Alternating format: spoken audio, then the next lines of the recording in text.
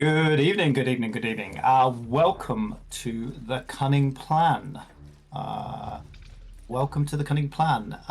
We are, it's Sunday night.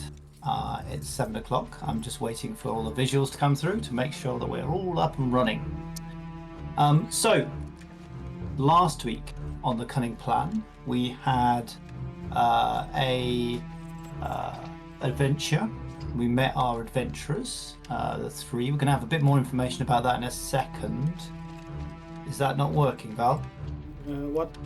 What is not working? There's no visuals coming through on the Cunning Plan.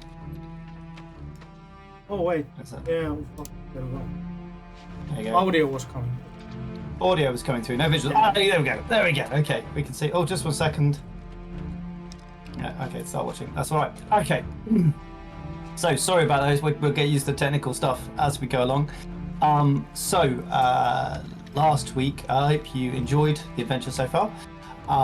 It was really just introductions and getting to know everybody and sort of meeting people and introducing the town of Limehelm to everybody. So this week in the Cunning Plan, we will see what's going to happen next.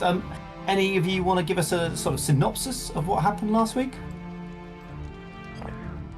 From what I remember. Yeah. You go One of for you. it, Mr. Go on then, Wilbur. Yeah, no, Wilbur. Oh my You God. started. You Oh might as no, well finish. robot! You're a robot! Neil, you're breaking up. Val's just got to adjust your levels. Live on Cunning great. Plan.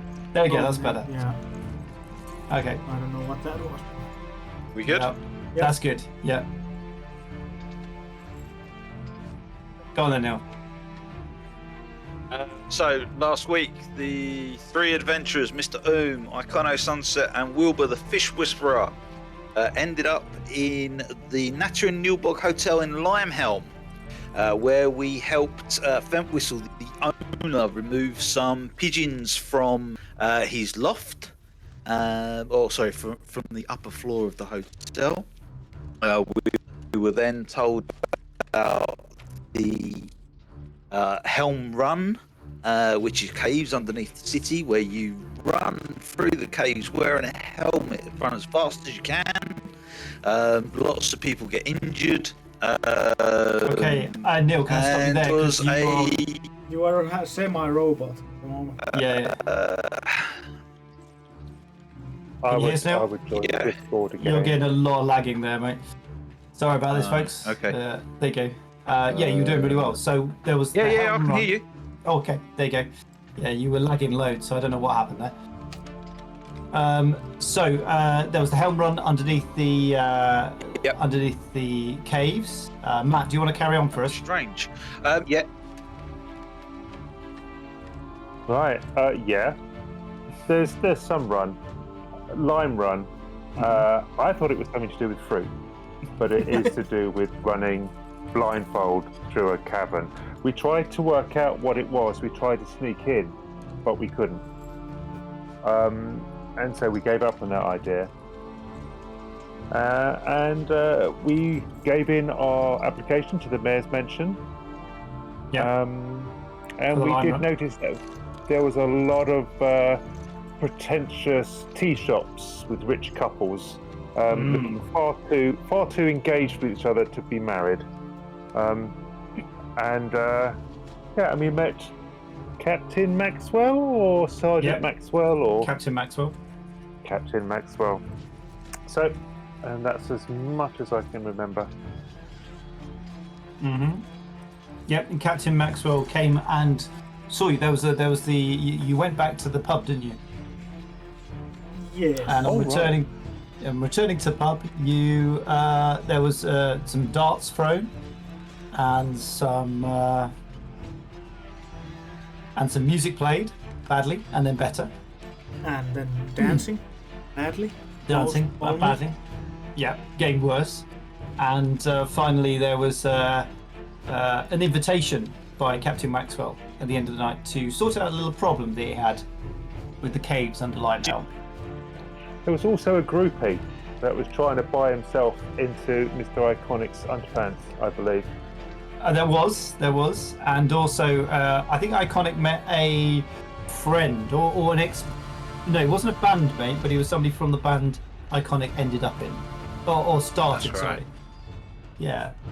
So, right, we will fade that music down. There we go, and we can go to our first scene. So we're going to go a little bit sideways to begin with here, because we want to.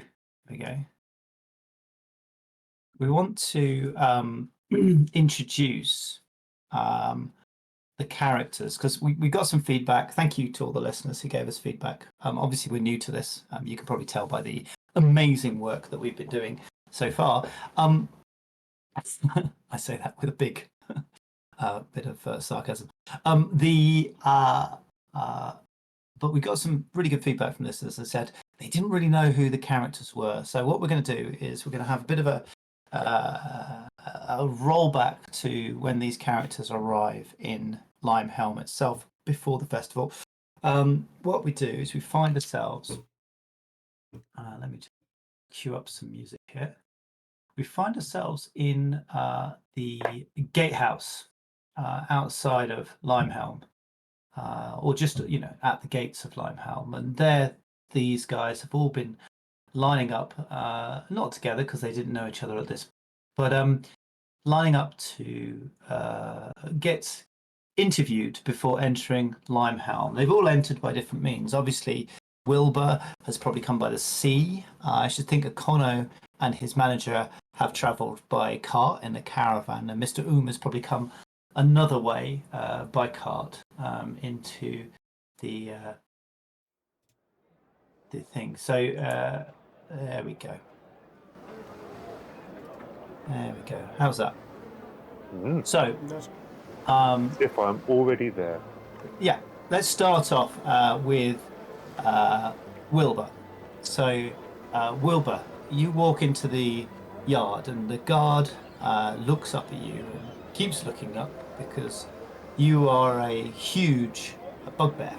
I think 7 foot. 7'6", I think it was. 7'6". 7'4". Yeah. 7'4". Okay, so 7'4" worth of bugbear, long, reaching arms, green, sort of gilet type, sleeveless shirt, with these big sort of teeth around your collar. You've got kind of tan auburn sort of fur covering all your body. Yeah, and he sits down looking at you and says, "So, what brings you to Limehelm?" I heard there's some competition. Sorry, I have questions here. I need to go for questions. Sorry. So, name? Wilbur, the Fish Whisperer. Okay, age? 28. Profession? Fisherman. And what would you say your skill set is suited to? I mean, do you have? You say you're a fisherman, but are you good in battle? Do you like to fight? Do you get angry? What happens here? Well, I'm just a regular person. I mean, I get angry if I get angry. Okay. And well, I'm a big guy, so you don't want me to get angry, I guess. Okay, so you get angry. He looks you up and down. Would you be interested in fight clubs? I haven't thought of them really. No? But A big guy like you would work well. Well, I'm from a simple little village, so we didn't fight there. We just did our day jobs and called it a night. Ate well. Okay. Had a drink. Went to bed. I will put you down as barbarian. Is that fair? Yes. Barbarian. Okay. I do use melee weapon daily. That might work. Yes, obviously. So, barbarian fisherman. Okay, barbarian/fisherman. Okay. And what brings you to Limehound? There was a competition about running through a cave or something. Wanted to try that. Yes. And how much money do you have? I have no clue. Do you have no clue? Look in your purse. Do you not have a purse or a wallet or a bag that told you your money? I have no clue. Because our zero session didn't have any kind of discussion about money. Oh, Val. Okay, so he takes a look in your nearly empty purse. He says, I think you have enough there for Lime Run. Hopefully you win it, yes? Yes. Good luck to you. Thank you. Oh, okay, so yes, I think I have all details here. And where will you be staying? There should be an affordable place to sleep in. I haven't yet decided. I don't really know the town. I just knew where it was. I will suggest somewhere for you. The most expensive place in town is called the Nattring Nilbog, and I happen to know the proprietor of the Nattring Nilbog very well. And if you would like, I could give a good word. He is in need of bouncers, and to be honest, with your physique, you could be quite intimidating. Well, sure. That would be nice. Okay, well, I will send a message ahead. The Nattring Nilbog is down by the bay. And if I can just take this money here, and he removes the rest of the money from your purse, obviously that leaves you the thing. That will help me with my, my work that I need to do. Okay. Okay. So, next up is... we have, walking in, we have Terence and Mr. Oh, two of you at once. Have you come together? Excuse me? Are you coming in together? Yes, please. Table for two. No, this is not a restaurant, sir. This is a guardhouse. We need to know who you are and why you're here. My name is Mr. Mr. Thank you very much. And your companion, what is her name? This is Terence. Terence, okay. Mr. and Terence. Please And direct all the questions to me, because Terence, she can get very angry. Okay. So what is your age, Mr. When did wooden shoes go out of fashion? Oh, maybe 100 years ago or so, sir. I remember when they came into fashion. Oh, over 100 years then, sir. Okay, we'll put that down. And Terence, how old is he? Terence? I'd say 21. 21. Terence is 21. Okay. And what is your profession, please, sir? The source of my income is... he looks towards Terence. I am a man of leisure. A man of leisure, indeed. Oh, that is very interesting. So you have a stipend or a regular income of some sort? Yes. Oh, okay. And what is your what skills do you bring to Limehelm? He says, looking at you curiously. I have done many things with my life. I was once a great pirate on the sea. I have been a king. I remember giving great speeches as a king. And once I remember I was a small scrubber woman in a corner washing plates. That was at the beginning of my life when times were hard. It's very confused now. Oh, so And what does Terence do, sir? Well, I'm not allowed to have monies anymore, so she takes care of that. And she also, it's mainly hitting people. I don't know why. Oh, okay. Oh, Well, oh yes, yes, I remember. She is my guide. okay. Well, we are looking for large people to hit people in Limehelm. Hit people. You And want people to hit people? I could yes. do hit people. Oh, this sounds lovely. Who do you want me to hit? I will send you down to the Nattering Nilbog in town. So, what brings you to Limehelm? Yeah, hitting, apparently. Hmm. Lots of hitting and strangling. And Maybe some clawing. Terence, can you show me some money, please? Thank you very much. He takes a couple of coins off Terence, and then he sits back and he goes, "Right, I will let you in. What was your name, Mr. Was it?" Yes, hello. Yes. A table by a window, please. No, it's still not a restaurant. Okay, I will be keeping an eye on you, Mr. Please go to the Nattering Nilbog, and your friend Terence can get a job there. I do not know how you will be employed. Please don't stay in Limehelm beyond the festival. Thank you. I hear that a lot. Okay. You exit the thing. Just for the listeners, Mr. I think, is a sorcerer, is he not? Mr. Ohm is a shadow sorcerer. Shadow sorcerer. Uh, And he is a reborn, so he's a construct through evil magic that has gone rogue.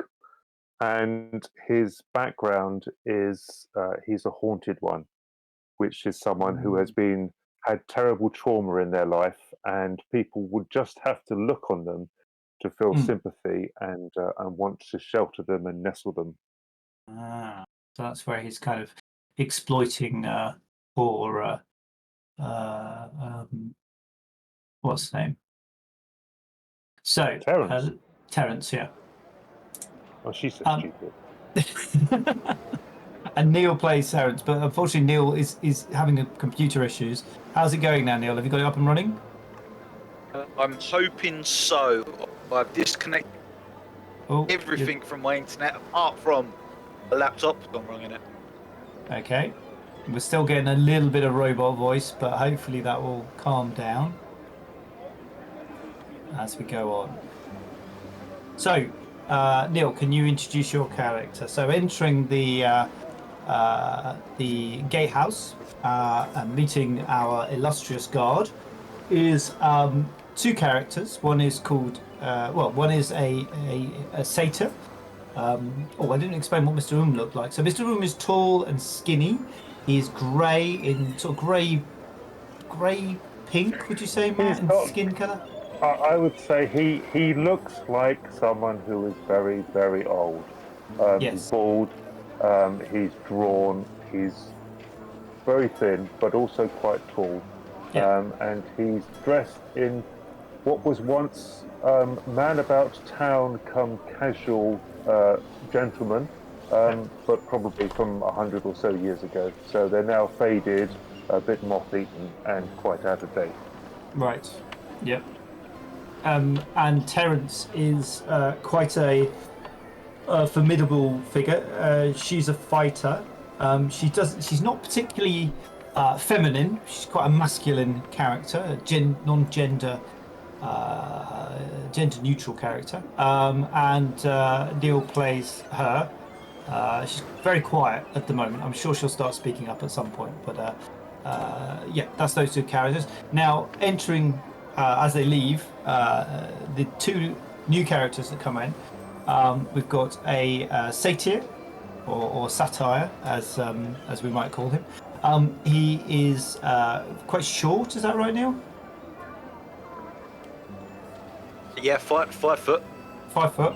Okay, he's very good looking, obviously, with curly horns and ginger hair and beard. And he Chestnut wears hair. long Don't call him chestnut. ginger. Okay, don't call him ginger. But he has a bright pink coat and very flamboyant he is. And entering with him is a incredibly well-dressed grung, which is kind of frog person.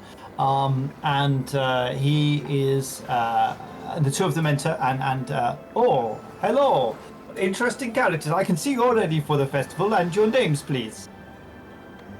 Don't tell me you don't recognise. Is that? Don't tell me you don't recognise him. Come on, tell me you're pulling my leg. I don't know. I tend to work here in the guard station. I don't really. Are you? He looks at the instrument. Whilst Okay. you're talking to him, Yeah. I'm just going to put a poster up here, right? And Right. start Okay. Please slapping don't put that. Oh, and don't put that other one. Okay. I will. No, they are rather nice. Okay. There's quite a lot of posters going up. So, what can I do to help? No, sorry. I'm here to interview you before you come into Limehelm. That is my job. Please stop. Don't leave those pamphlets there. Don't. No. No. No. I've told you. Now, please sit down. Right. What are your names, please, for the record? I am the great Icano Sunset. If you Ikano haven't heard of me by Sunset. now, soon will. Oh, okay. This is exciting. And you, sir, what is your name? You call me the Colonel. The Colonel, and here's a ticket for you, and one for your better half. There you go. I'll just pop them in there. Just tuck them in there. Hey, nothing wrong with that. No. Just put them. No. Oh, okay. Thank you. And what are your ages, please, for the record? I am 28. Oh, lovely. And you, sir? I am middle-aged. I am 4. Oh, yes. Thank you very much. And your professions, please. Look at me. I am an entertainer. Oh, I'm not a entertainer. I am the entertainer. The entertainer. Yeah, I had some entertainers come here through earlier. There was a band. What was their name?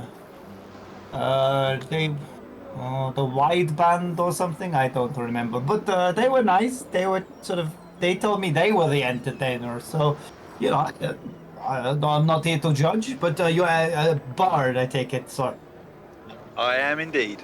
excellent. And you, sir? What is your profession?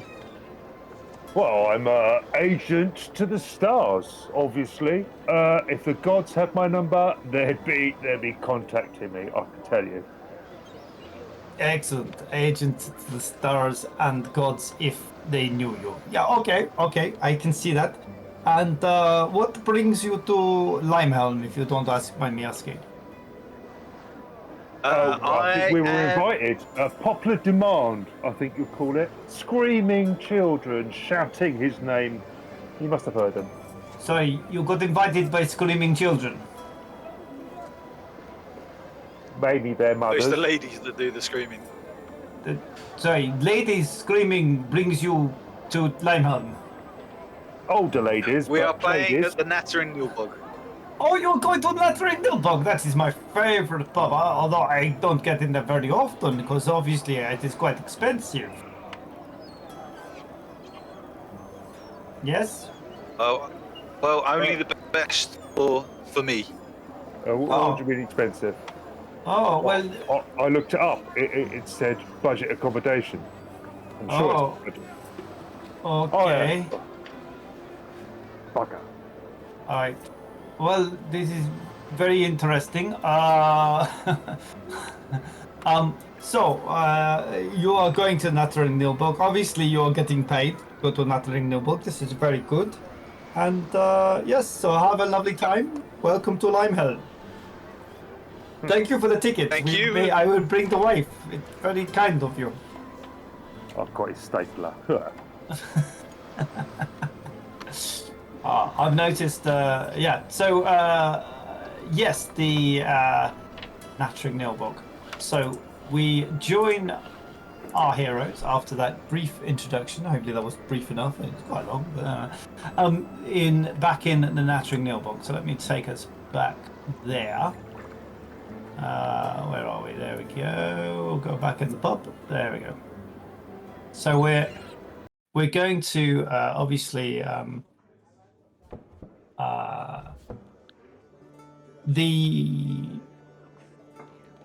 there we go. So you wake up the next morning after your joys and adventures from the night before. Some of you have had some rather nice tips.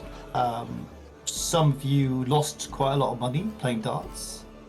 And some of you have a hangover. Both the Colonel and Terence were busy last night. Obviously, Terence was working the door. Wilbur, you'll be on duty tonight. You know that, because that's what you worked out with the Mr. Fenwhistle, Yes. the publican. Okay. So you what would you like to do? Woken up. You can hear the pub quite awake around you. Some of you have got sorer heads than others. What time would you be waking up? I'd be Probably when Mr. Fentwhistle starts screaming when he opens his door and sees me standing there. So yeah. Okay, so Mr. You're stood outside Mr. Fentwhistle's door. Yeah. Ikono, I take it you're a late sleeper? Oh, absolutely. Yep. And Wilbur? I'd be a really early bird. I'd be like 4 a.m. wake up call to go to the piers and fish. As Wilbur's getting up, Kono's coming in.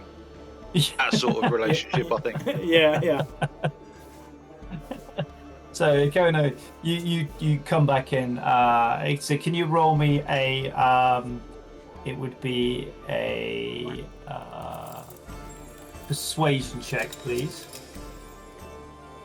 Persuasion. At the start, as we mean to go on, shall we? Again, double Hey, roll. oh, Nat one. freaking hell. A nat one. You were very persuasive Jesus last Christ. night. You blew it completely. There was a couple of ladies and gentlemen who were quite interested, but you managed to steer the conversation onto politics and quite quickly blew that occasion entirely. You've been since drowning your woes in an all-night pub on the other side of town. Okay. That's why you're now trolling in at 5 in the morning. Okay. As you enter, Wilbur leaves. Do you give each other a nod? How would you react to each other? Yeah, I'd just nod because I'm an awkward person, also. Okay. All right. So you come in, Ikono. Wilbur, yeah, I you was go going out. to say, Ikono were going for a high five or something like that. And It's just and Wilbur awkward would just moment. ghost you completely because he doesn't have get the context clue for that. What are you trying to do?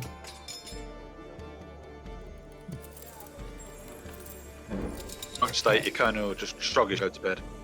Okay. So you crawl upstairs. Mr. You have the house to yourself, I would guess. Terence has had a late night and has been working hard, so she's taking a lie-in. You've been stood outside Mr. Fentwhistle's door for the last 6 hours, and now Mr. Fentwhistle opens his door. Oh, hello, Mr. How are you today? I am very good. You snore quite a lot. You snored at about 2 o'clock, and then again at 3 and 4, and then a long session just before you sparkled and woke up. Tea, please. Right. You do know that this is not really a normal thing to do, listen to people's doors the entire night. Maybe it will catch on, yes? It will be a new trend setter for the kids. I don't think it will. It's actually quite impolite. Could you come with me, please, Mr. Room? I need to discuss something with you. No, certainly. Right, he takes you upstairs to where the pigeons' room was. Obviously, the maids have been cleaning. No, I've got. Obviously, you're staying here. Terence is earning her keep, but you, sir, Oh, thank you. Yes, I will put my bag safe here. No, you, sir, are staying here. Well, I'm Thank tolerating. you. I'm tolerating you at the moment, sir. Do you understand? Because you don't actually compliment anything to my place, and we're going to get very busy soon. So I've got a few jobs for you to do. You understand me? Yes, jobs. I need. Yes. I need some work doing now. Thank you for taking the pigeons out yesterday. That paid for your work yesterday. But today I have a little job for you this morning. If you would be so obliged. You see in this room here, the maids have left a series of sacks. Now all that guano that the pigeons have left behind, I'd like to be picked up. There's a shovel over there and taken down to his name's Copper Tin Pot. He's a bit of a mad one, but he likes guano, and we've got a lot of it, as you can see. And Copper Tin Pot, he lives down by the tanners, down by the bay. You know where the tannery is, the smelly place. Oh, so you're talking to me? Yes. I need this guano. The guano. I need you to sack it. Put it in sacks. Guano comes from bats. This is whatever this is. This poo. This is bird shit. Yes. Yes, pigeon poo. He wants it. I don't know what he wants it for, but he wants it. This Copper Tin Pot wants it. You understand? Right. You want. Yes. Yeah, and he will pay you money for the guano. The bird shit. Sorry. He'll pay you money for the bird shit, and then you bring the money back to me, and that will pay for your stay for today. Do you understand? It almost as if you want me to reach down and pick up a bird droppings. Yeah. He shoves the shovel into your hands and goes, "That's exactly right. Well done. Thank you for volunteering. I'll see you later." He starts off downstairs. I've never had to clean up my own room before. Service in this place is terrible. It's just you just hear this clang bloody man as a spade drops to the floor. I will sit on a chair in the corner, and I will cast Mage Hand, and I will get the Mage Hand to start putting this plot in the sacks. Purely because it's a thought that is going around in his mind at the moment, so he's acting on it. Okay, cool. So the sacks slowly fill. What is Wilbur doing down by the beach, down by the bay? Well, Wilbur has managed to find a lure and a rod to start fishing. Mm-hmm. Oh, lovely. Okay, would you like to roll me what would that be? I have tools for it though. Yeah, so would it be a nature check to begin with to find out where you need to go? Okay. And that would be 19. Oh, nice. Yeah, using your skills and knowledge of the natural world, you move through and you're able to find a lovely spot. And then what I could do with is do you have a fishing skill? I don't know if that's part of your thing. Fishing tackle. Brilliant. And favorite lure. Brilliant. Can you have a fish, please, using your fishing tackle? Dexterity or strength or what? That would be probably,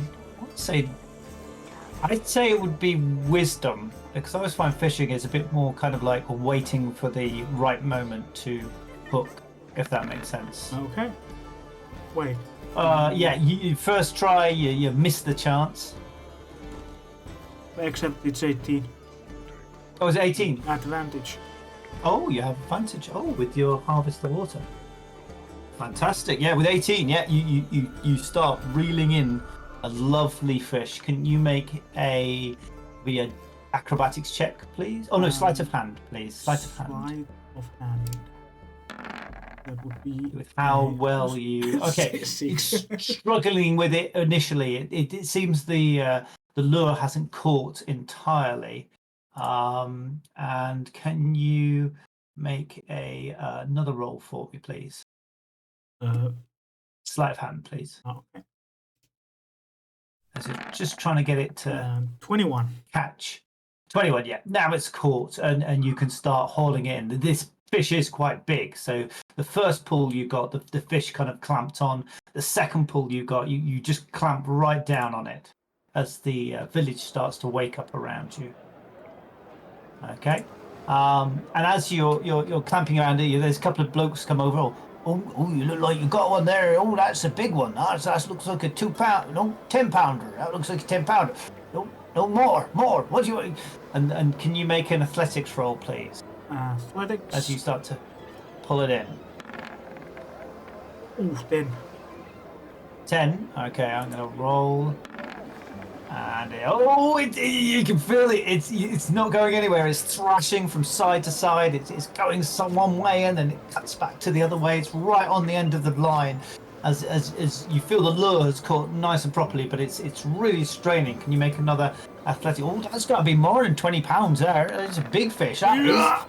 25. Oh, lovely. Yeah, it rolls a 17, and you start to haul this fish in. It is a big beast, and it's still thrashing from side to side, pulling away on the line. The line is taut. Can you make another athletics roll, please? Okay. Yeah. Oh, 21. 21. Yeah, the fish is really in now. You're sort of really in. They go, oh my god, you're a good fisherman. You're doing a good job. Well done, lad. Well done. Just bring it in. And one of the old boys gets one of the a net from his gear, and he starts bringing it over to see if he can help you get it in. Yeah. Okay. One more pull. Okay. Yeah. Get in here. Oh, 8. Oh, 8. But it rolled a 3 though. Oh, luckily you're starting to tire. The fish starts to tire. You bring it in. It's obviously exhausted itself and used all its energy up in the previous 3 pulls, and you're able to bring it in. He gets the net around it. This thing is about 2 foot long. It's got a sort of reddish, sort of green belly and blue top with the sort of dorsal spikes all the way down. It's dorsal. Is that it's back, yeah. Isn't it? And large fins at the back and at the side. It's got big gills and a big mouth that's sort of opening and closing as you. Oh! Look what you got there. That's a beauty. That is. Oh, lovely bit of. It's a kelper. That's a kelper, sir. Well done. Hilfer. A kelper. Yep. Okay. And yeah, you know it's a kelper. Obviously, you've caught kelper before. They're pretty tasty. It's a good fish though. That'll be nice. Bit of garlic with that. It's roll me 2d20. What's you roll like 3? Yeah. 17. 17 pounds. Okay. So it's a 17-pound fish is big. I think I'm not a fisherman myself, but I think that's pretty big. It's about a stone and a bit, isn't it, Matt? 7 and a what? How many? 17 pounds. 17 pounds, 2.2 pounds. Yeah, that's quite a bit. Yeah. So it's quite a heavy. It's 2.2, is it, Matt? 17 pounds. I don't know my pounds to stone. I think so. I don't know what's that in kilograms. It's the trouble with the trouble in England. We use pounds and kilograms at the same time, which confuses everybody, and none of us know what anything weighs. Just going and centimeters and miles. It's centimeters and miles and kilometers, and everything's just all over the place. Whereas Europe uses centimeters and America uses miles, and we're just in the middle, juggling the imperial system with something else. That's about what I'm gonna spend the day getting more fish for the tavern. Well, you can spend the morning doing that, because obviously there's things you need to do, but you're more than welcome to spend the morning doing that. Yeah. By the time you come in with the fish. It's probably a Ikono. It's probably approaching afternoon. Ikono and his Ikono, Terence, and also the Colonel are probably awake by then. Mr. Oom's probably finished his task of filling those bags. Well, he's changed tack, but yeah. Okay. I always worry when you say that. Okay, so okay, you all arrive downstairs. Mr. Actually, Fentwhistle comes out. He goes, "Oh, that's some lovely fish you got there." Yep. Can you roll a d6 for how many fish you've caught this morning, please? 1d6. Coming right up. 4. Oh, lovely. Yeah, you've got a kelper, some squid, and also you've got a furkle. I will obviously hand them. Well-known fish, all these. I'm up on my fish, you know. I'll hand all the fish for the owner of the tavern. Oh, thank you. Oh, that's Just lovely, sir. Yeah. Pay Oh, my do you want me upkeep a bit and have a Oh. free meal. You're a gent. You're a gent. Really, really lovely. Okay. We're going to. You can see over in the corner, Ikono and the Colonel seem to be deep in conversation at the moment. It's down to the two of you, really. And Mr. Fentwhistle says, "Oh, Wilbur, you'll be a lad for me and help Mr. Room. He's managed to bag up all of that that pigeon shit that was in the top of the house, if you know what I mean. And I'd really like it taken down to Copper Tin Pot. Do you know? Have you come across Copper Tin Pot yet?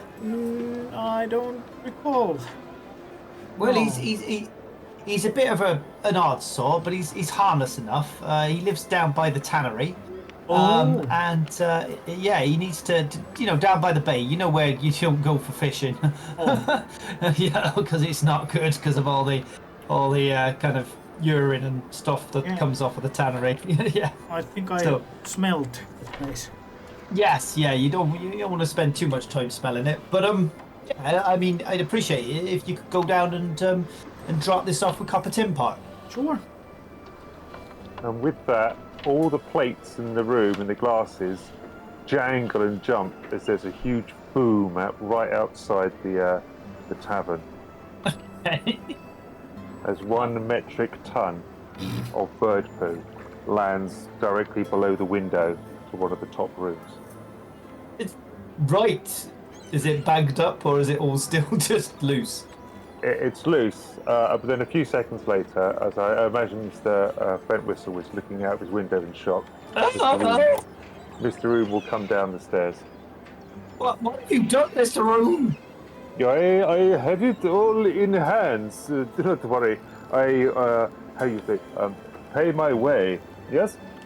And he walks past Mr. Wentwhistle and through the door, and then you see a curious thing as he waves his fingers and his hands and he's muttering, and then the whole 1 ton of bird poo, 5 by 5 by 5 foot block, will then jump 5 feet ahead with another thump, and then a little bit more whispering, and it'll jump ahead another 5 foot. I guess I don't seems have to to walk.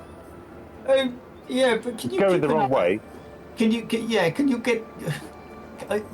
Wilbur, please. He's mad, man. Can you help me, please? I'll go and see what I can do. Thank you so much. I don't want to cause commotion, before the festival. Okay, thank you. Thank you. No worries. Okay. And Wilbur dashes after Mr. Room. You're making your way down the harbour. People are watching you as this large pile of poo is just jumping ahead of you. Imagine we're leaving little round staves Yeah. all the way. There's a stink. Yeah. There's such a stink. Someone's taking a dripping bin bag through the house to the bin.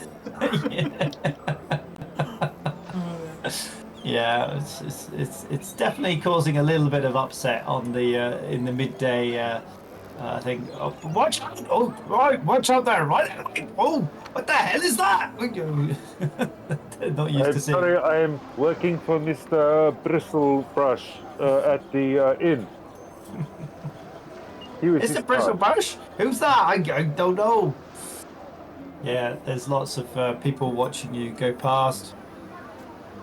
Wilbur, are you able to direct Mr. Room? Can you do me a?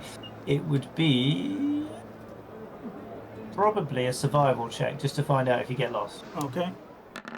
I did come out of there very fast. No, I guess no. He That's a rolled a 4. natural one. You start off following Mr. Oom I'm so and various preoccupied with the things. jumping Yeah. shit that I kind of lost my Absolutely. way. You're kind of clearing people out the way, and it's not long before you find yourself in the more salubrious streets of kind of going uphill a bit. How's it Oh, going, wow. Neil? Sorry, you there? I did hear a bit of a Yeah, robot. back here. Oh, what? What was that?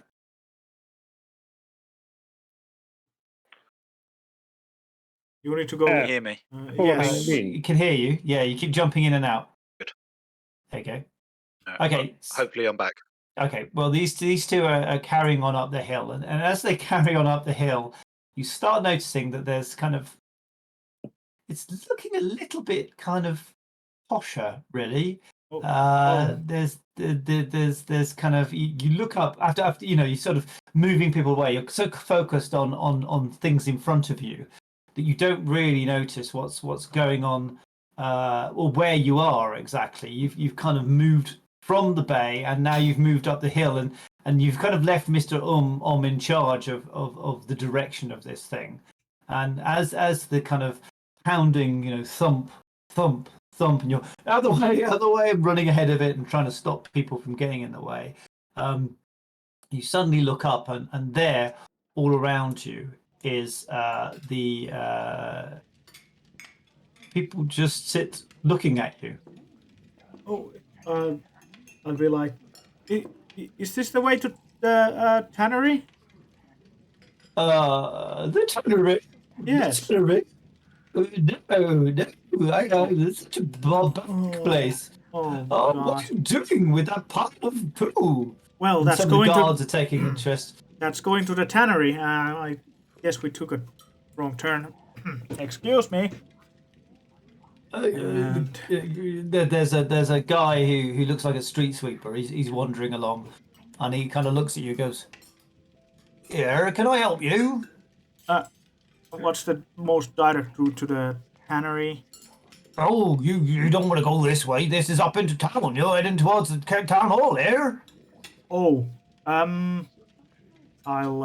shout to Mr. Oom. We took a wrong turn. You really did. You need to go back the way you came, back down the hill, Oh, and then okay. when you get to the bay, just take a left and keep going. You'll smell the salary before you get there. Okay. Right. Ah. Downhill, you say? Oh no. He looks at you with a quizzical look. What you planning? He's Oh, gonna, it's none of my business. Get out of here! And he starts to sweep up the mess that you've made. I turned the poo into a large spherical sphere. He looks on aghast. well, at least now it's not gonna bounce and rumble the whole Oh, street. it's a massive ball of shit! Make away! Okay, it Make starts to way. slowly roll down the hill. Okay, and as I'll- it starts rolling down the hill, people start to, you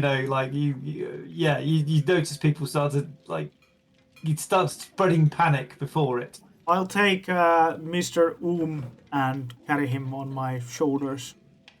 Okay. So if the I like ball, this is fun. if the ball is gonna start going faster than Yeah. Okay. Can Mr. you make Oom. a?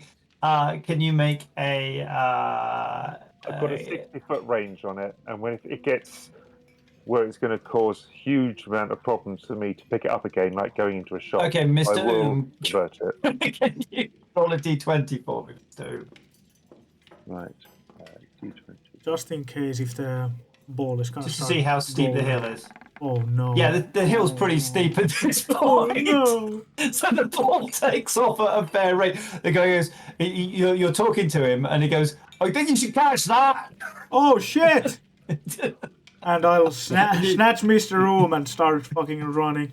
Okay, can you make a, it would be athletics check for me. Okay, and that would be 19. Oh, 19. Yeah, you're keeping pace with it quite happily. It is gaining in speed, though. Can you roll another d20 for me, Matt?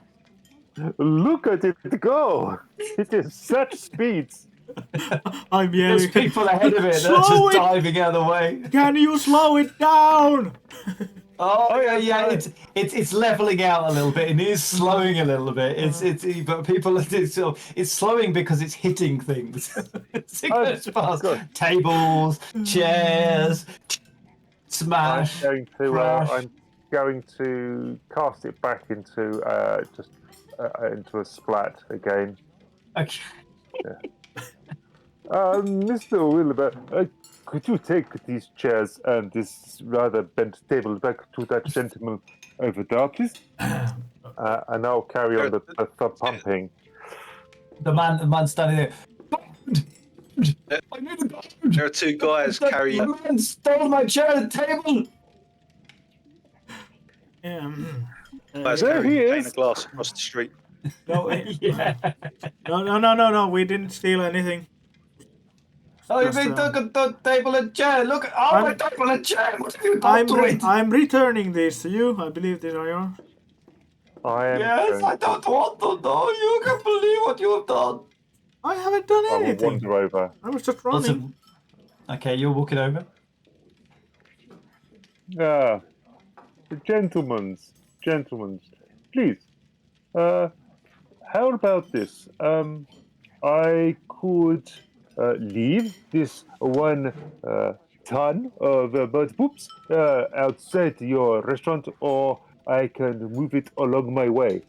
Or No, if you please feel go. that- Please, no, it's fine. It's fine. You just need to go. Just need to go. Thank you. Oh, thank you very much. No, it's fine. Everything's fine. Don't worry about I it. like your shoes. Would you like this one back? I pull it from the pile. Thank you. You're very kind. And I will start. I'll carry on casting Molder, Okay. moving it, going down the ground. Okay, can you roll a d20 for me?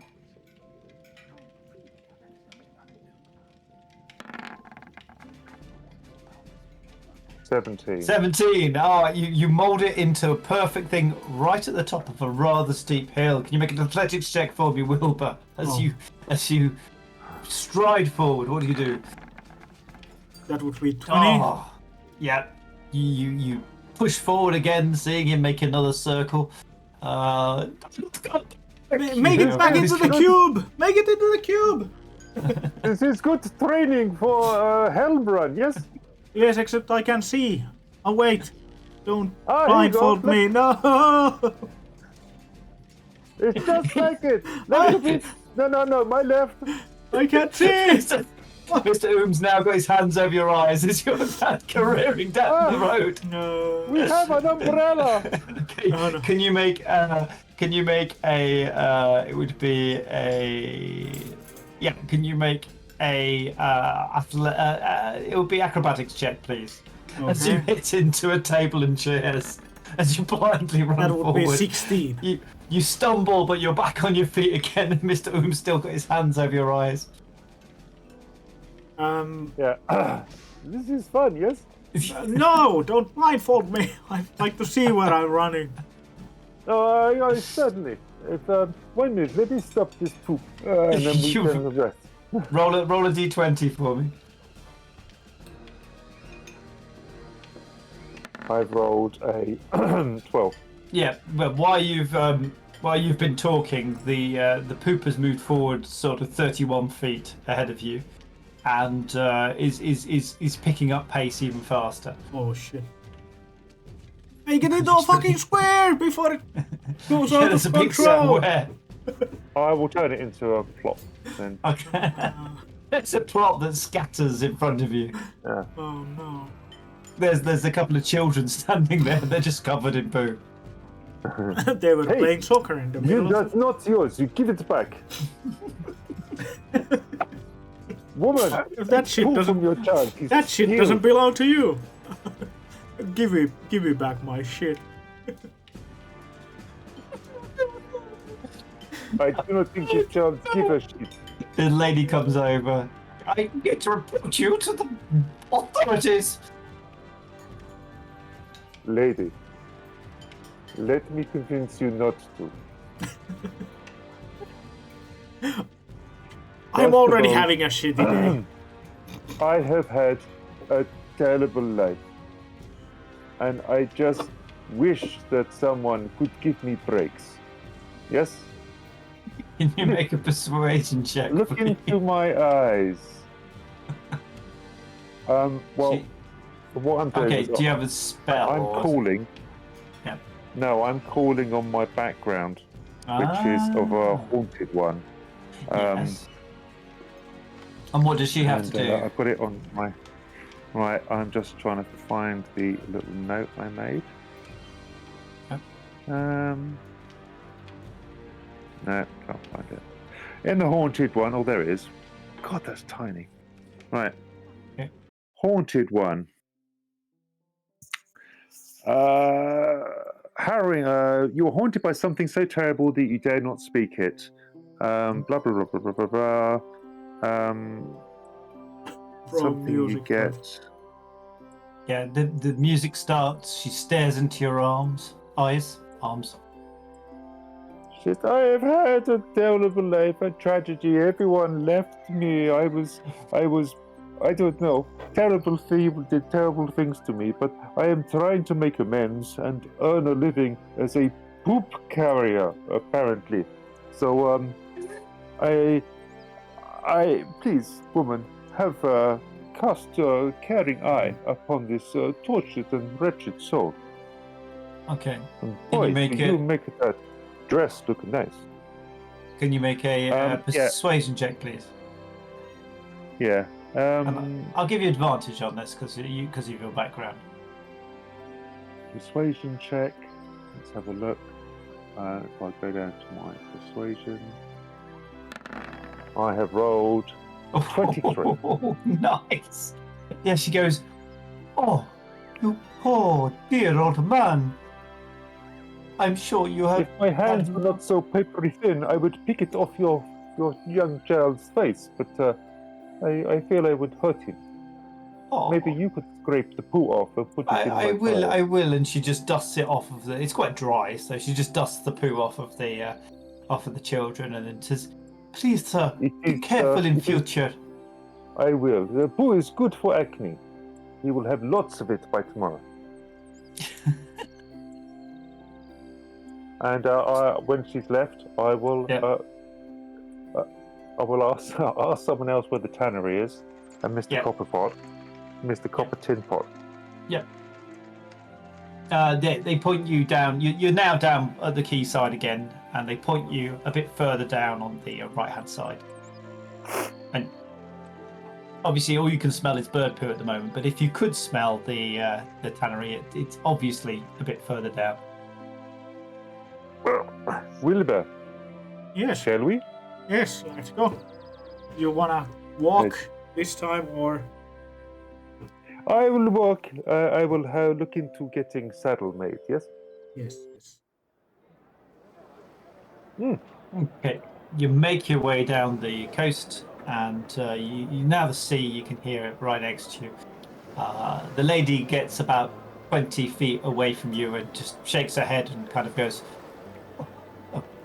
"A horrible situation," and she sort of walks off. But you've kind of dispelled the situation. You make your way around the corner, and there you see a little shack behind the tannery.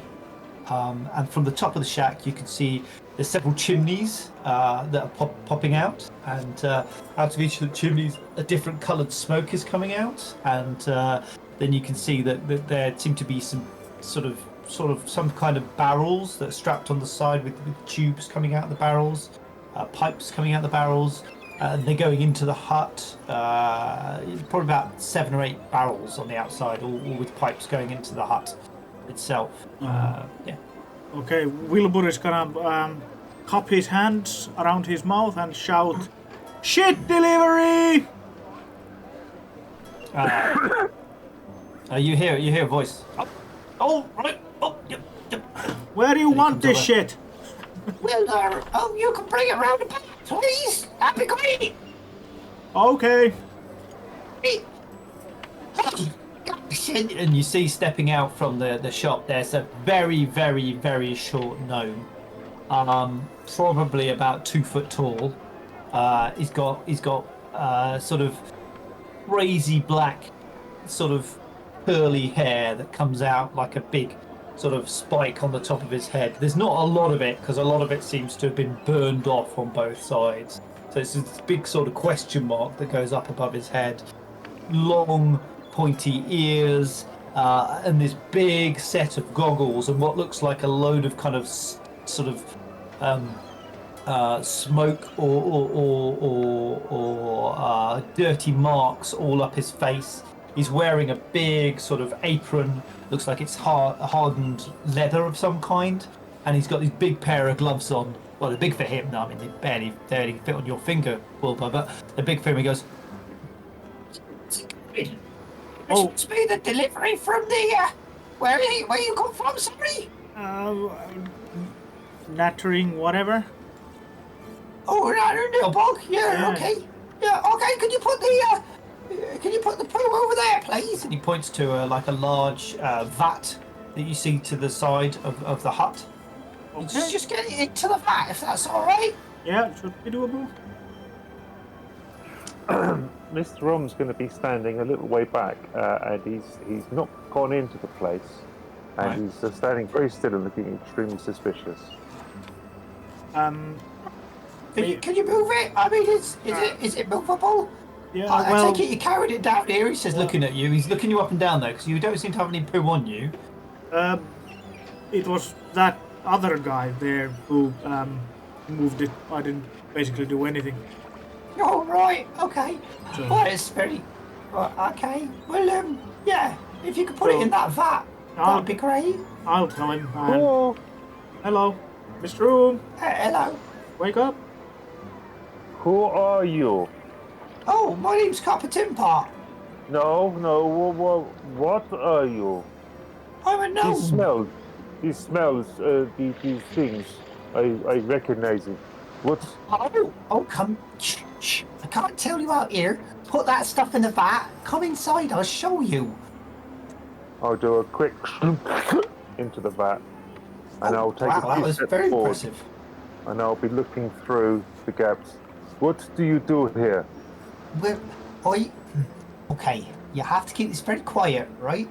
But I've just developed some very interesting chemicals, combining them. I've been combining fat with feces and with some elements, like things you dig up from the ground, yeah, rocks and metals, rare metals, like there's a couple called there's things like sodium, which is salt. Obviously, you know that. Anyway, I've been putting these things together. I practice something called chemistry. Do you know what that? I'm getting my head in myself. I'm a chemist. Do you know what that is? I've wandered over, and I'm looking at his bookshelf, leaving Wilbur to talk to him. Yeah, the books on the bookshelf are all kind of like tomes on different combinations of materials. There's rudimentary sort of chemical table of elements. There's kind of different sort of lots of things on a treatise on the on the combustibility of certain fuels. Yeah, it's interesting. You can see in the corner there's this big stove and there seems to be like 5 or 6 different stoves across the one wall of the house. There's quite a lot of heat in here. And he stops at one point. He goes, "Oh, I've just got to stoke my stoves," and he goes over and he adds some coal and different kind of coal and some charcoal and various things into the different stoves. And he just goes, he takes a look at them. He has a sniff and he sort of just adjusts some of the rotating vents on the front just to make it hotter or colder. And then he comes back. "I'm sorry about that. Oh, I just need to check this." And he goes back over, and there seems to be some kind of pressure gauge on one of the bubbling pots on top. You can hear it bubbling. Obviously, it's got a closed lid, and it's kind of whistling away there. And he just checks the pressure gauge, and he turns things down a little bit. And oh, sorry, it's a bit of a secret. Wilbur, take me away from here. Right, I thought you might be interested. That's all. You seem like you recognised me. I do not recognize you. Can't be short boy. I recognize smell, colors, the clink of glass, the bubbly, the stink, the stench of this place. Right. I'm just making chemicals, sir. I'm not doing anything untoward. You experiment with peoples or animals? No, nothing like that. Just with metals and earth and things and chemicals. Cool. Obviously, sir. I'm sorry if I offended you in any way. Let me introduce myself. My name's Copper Timpot. Well, I don't know what I am. I'm a chemist, I guess. I make interesting concoctions, and I could share some with you. I mean, if that would help, or show you what I'm doing. I'm sorry. I seem to have upset you, sir. I will be outside. Wilbur, I think this little stunted thing wants money for him or something. Oh, I think, yeah, we need to return some money to the Nattering Neil boat. Oh, yes, I need to pay you for this guano and the transportation. Is your friend all right? I couldn't say.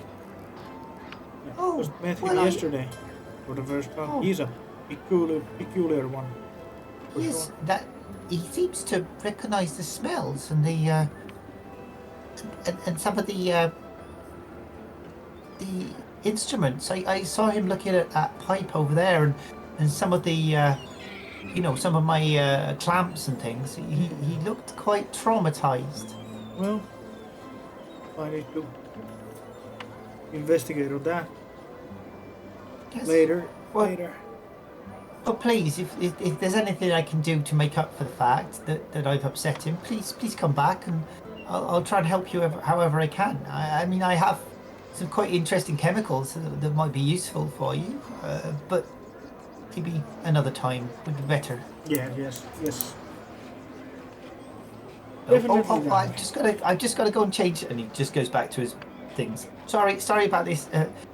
Yeah, okay, that's all. Oh, a bit more in there. Okay, and just reduce the temperature on that. Oh, that's coming up nicely. Oh, it's so exciting, this. Oh, I love it. Yes, money. And he goes over to a box in the corner and goes through it, unlocks it, then goes through it, and then locks it back up again. He goes, "Here you go. Here's 3 gold for yourself. For the Nattering Neil bug. Obviously, I put a gold in there for you guys as well. Obviously, there's 1 each for you, and then 1 for the excrement itself." Okay. Thank you so much for bringing it down here. It's great, to meet new people, and hopefully you'll be back soon. Yeah. Well, there's probably more of this stuff to be had because. Yeah. Oh, and that's something else I need. Anything you find that's interesting, I'd love to. So for instance, if you found something that was like I don't know, an interesting say, like animal, or something that was like you guys no, like these pigeon stuff, you know, if you've got things, I can use those things. So, you know, whatever you find, you know, like I like fish bones and scales, and sometimes I get like ink from squid and stuff like that, and Oh, you know, okay. octopus. You know, those things I find very interesting. Well, I need to Um, make a note out of that, and yeah, remember yeah. that when I go fishing. So I'll do the gutting before turning it into the kitchen fish for food. So I Yeah, I can mean, bring more you the kind of things that. byproduct. Yes. That would be really useful. Okay. Oh yeah. Okay. Would you have a like do you have any kind of satchel that is like smell proof or something like that where I can put them and store them? Um, yeah, I might have something. He looks around. He goes, "I got this," and he produces like a leather satchel. He Okay. says that it'll mask most of the smells. I mean, it smells a lot already, but you know, it'll work. Okay. I'll take that one then. Um, and I'll deliver stuff to you whenever I happen to be close by. Okay, well that'll be fantastic. It'll be yeah, that'll be lovely. And he kind of like starts to sort of make his way, you know, just checking the pots and pans. He goes, "Well, it's lovely." Oh, sorry, I didn't catch your name. What's your name? I'm Wilbur. Wilbur. Oh, lovely to meet Yes. you, Wilbur. Yes, I'm obviously Captain Pot. And your friend? He's Mr. Oom. I am. I'm worried about him. You know, don't. You know, it's. I'm sure it'll be fine, but it's just a little bit. Yeah, I need to Okay. get to know him better. Absolutely. I just Yeah. met him yesterday, but he's pretty peculiar one. Yeah. Well, it's lovely to meet you, and I hope to see you again. I'll catch you again, hopefully. Okay. All right. Yes. See you later. Bye. See ya. Okay, you make your way out and into Limehouse, and make your way along the thing until the bay. No, sorry, outside, and outside you find Mr. Standing.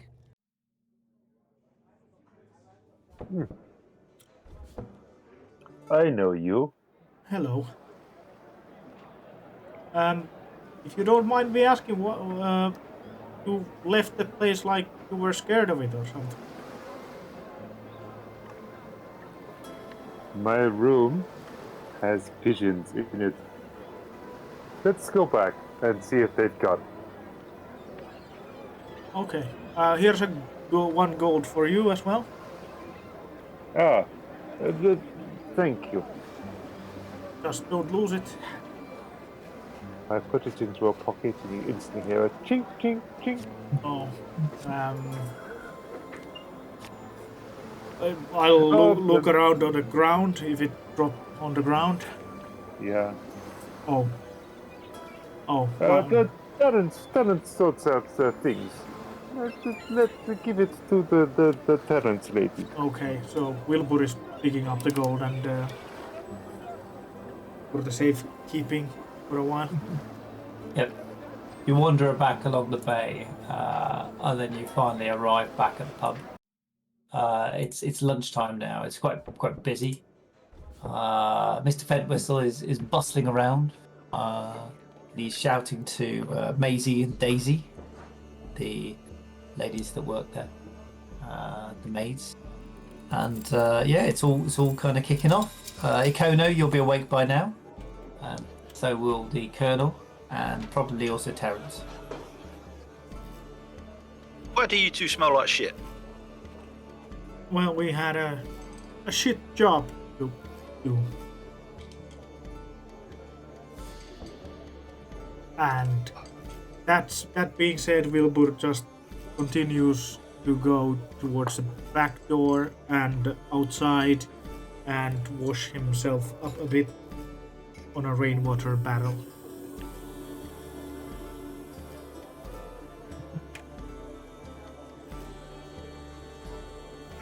I'm going to go upstairs to my room. Okay. You go upstairs. Where is your room? The room I just moved all the shit out of. The maids have been in there. They've cleaned it up. There seems to be the bed is the carpenter's in there, like fixing the bed at the moment. All right, where you want? I could ask you same questions. I'm fixing bed. What you want? It's okay. I will wait. I'll go and Aye. stand in the corner. I have a peculiar action. I visit that all the time. Well, sometimes in my yard, I reckon. Oh, and there's always the thing that happens on the birthday. You can have a nice evening. Yeah, that's right. Oh, I'm sorry. You're talking to me. No, you ignorant bastard. You're not staying after getting all the time.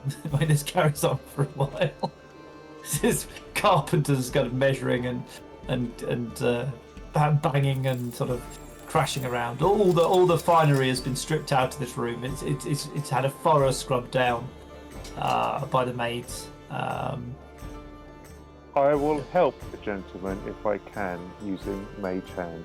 All right. Pass me that hammer. Oh, thank you very much. Oh, yeah, nice. Okay, thank you. Big peculiar ability to lift things without his moving hand. Oh, yeah, interesting.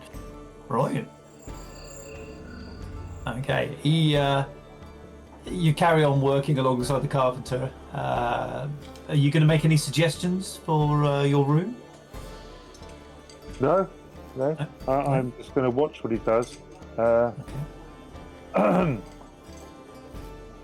I after suppose about, this is what is called making the bed. Yes, I've heard other people say that people come and make the bed.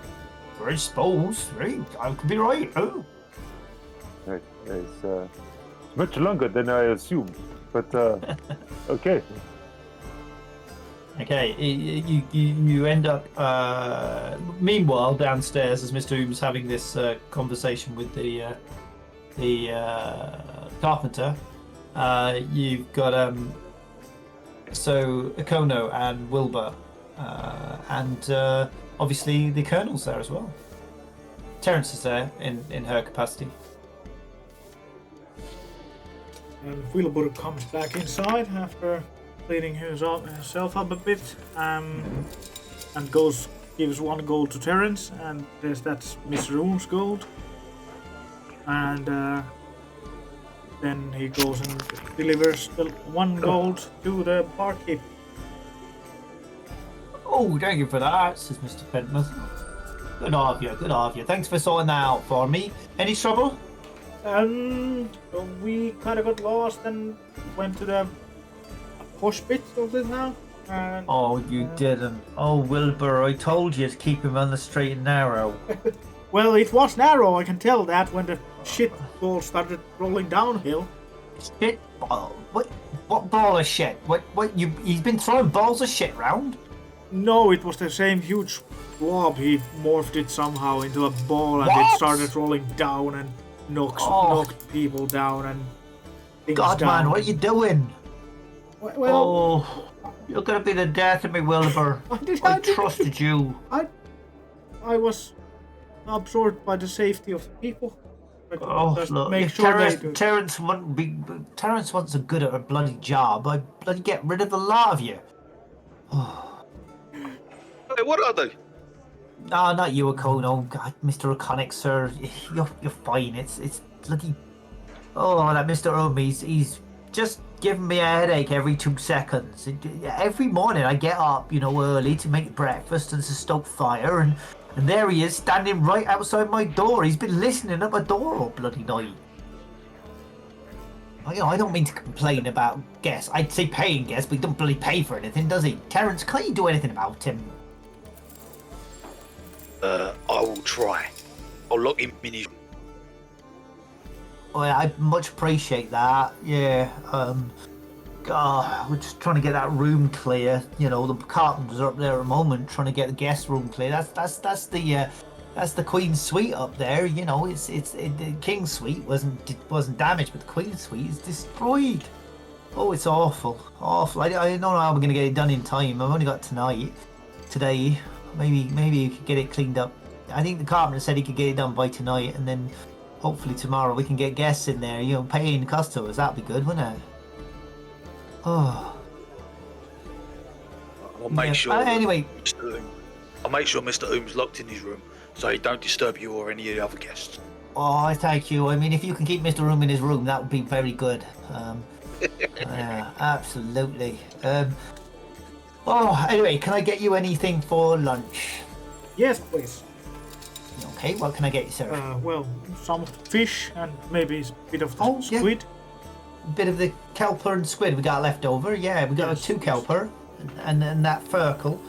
Yeah. Nobody wants the furkle, but Oh, I'll eat that then. All right, okay. So, the furkle for you, sir. Anything for you, Mr. Ikono, sir? Bacon, egg, sausages, tomatoes. A full breakfast, yes. Oh, lovely. I'll get you the full get-style breakfast, sir. Thank you. Anything for you, Colonel? You're feeling all right? Oh, yeah. It's accounts. It's nothing to worry or pretty alert about. Don't you worry. It's just all these zeros, I suppose. All these zeros. What are you gonna do? Well, it must be very successful having so many zeros. I don't know if I've seen many zeros as that in my life. Oh, yeah. So any breakfast I There can was a get- number at the beginning of them. That would be nice. Yeah. It gives you a puzzled look. Right. I think Mr. Colonel, sir. Yeah, okay. Any breakfast, sir? No, I've already caught me in. Thank you. Right. All right. I'll be back in a minute. I'll bring you things. I'll bring you your usual, Terence. Yeah. All right. He goes away.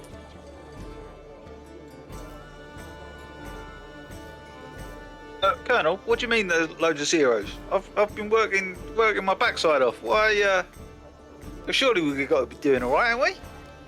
Oh, I tell you what, I never thought I could have bought as many T-shirts as I did, and those posters, they were top notch.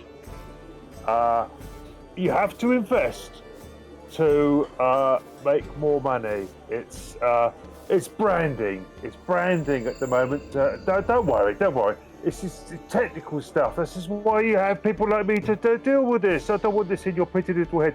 You just worry about the singing. All right, I trust you. Cool. Read it first. Colonel doesn't hear that. Okay. Fred customers will come by. Oh, there's your food, sir. There you go. There's your fish. Have a nice meal. Thank you. Right. Have a good day. You up to anything today? When It's does, very busy when- schedule. When's the Helm Run start? Oh, that'll be tomorrow, sir. Tomorrow's the Helm Festival. And we rest up today, save our energy for the run, and obviously the festivities tonight.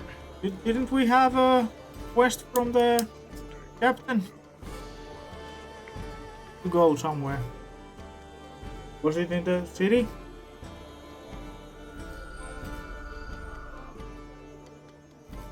Oh shit! Captain Yeah, Maxim. Yeah. he wanted to come see. He wanted to see us, didn't he? No, Suppose we we better already go see him this afternoon. didn't we already meet him here last night? You have drank your brains out last night.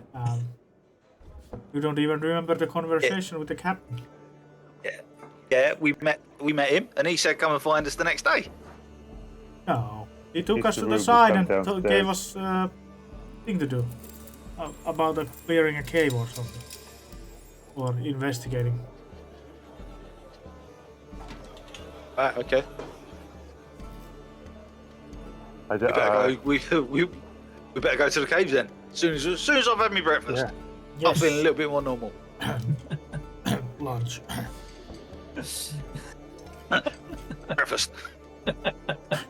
Well, one of you's having breakfast, the other's having lunch, but you're both awake, so that's all right. Let's So cut it. upstairs, these guys are having dinner. Mr. You've made your new best friend, the carpenter, is. Thank you very much for your help. You're very, very useful, man. Thank you. You're very welcome. Good luck with everything. I was once a carpenter, a simple carpenter. It was a wonderful life. I had a wife. She got pregnant without us doing anything. But anyway, it was nice meeting you, Mr. Handyman. Oh, yeah, I'm glorious for him. Oh, find out. Mm-hmm. And I'll say about the door. Shut the door behind him. Okay. And I'll go and lie in the bed. Okay. So you lie there for a little bit, and then the maids burst the door open and they start coming in. They take a big pile of sheets and bedding, all brand new, and they put it on top of you, not seeing you there, obviously carrying it in. Oh, I'm terribly sorry, sir. I didn't see you there. Oh, gosh. I can see why the bird likes it. It is you carry on. It is most nice. No, sir, you can't stay there. We gotta make the bed. I have just made the bed. Look. Yes. Look at the calluses. Oh no, I have not got calluses. Look at my brain. It is aching from all the magics to make bed. I don't quite understand what you're saying, sir, but Mr. Fentwell's has I'll asked us be to in the corner. clear this room Carry on. and make the bed. Yes, sir, this is a guest room, sir. You're not a guest here, sir. I think you find that I am. No, This sir. is my room. Mr. Paint Pot, Toothbrush said I have to clear birds out of room. I clear birds out of my room now, my room. This is the Queen Suite, sir. It costs 2 gold, 17 silver a night. Ah, it is cheap at twice the price. Yeah, and Just put it on my tab. Talk to Terence. right, sir. I'll go and. Daisy stays with you, making the bed and giving you funny looks in the corner, and Maisie comes downstairs and whispers to Fentwhistle, and then heads back up, and Fentwhistle comes over to you, Terence, and goes, Mr. Terence, ma'am, I just need to talk to you for a second, if that's all right. Of course.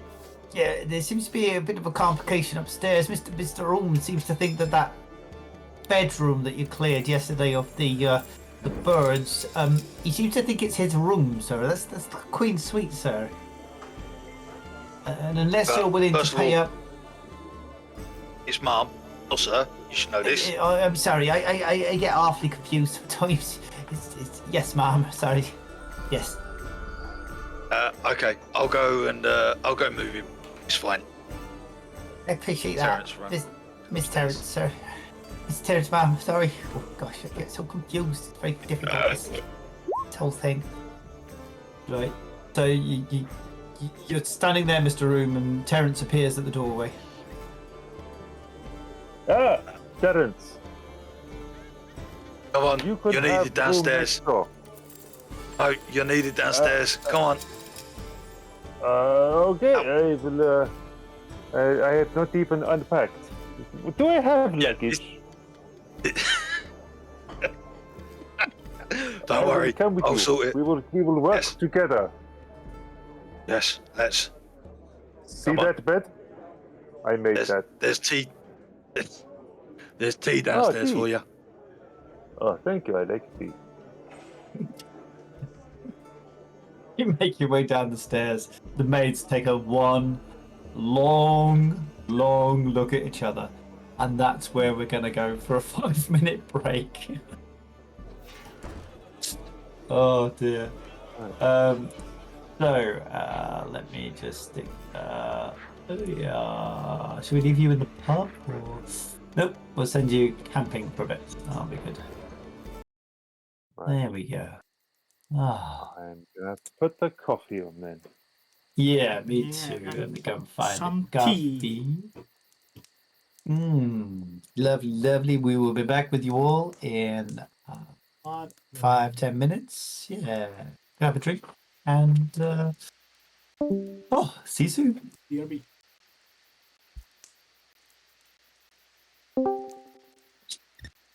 Wrong button.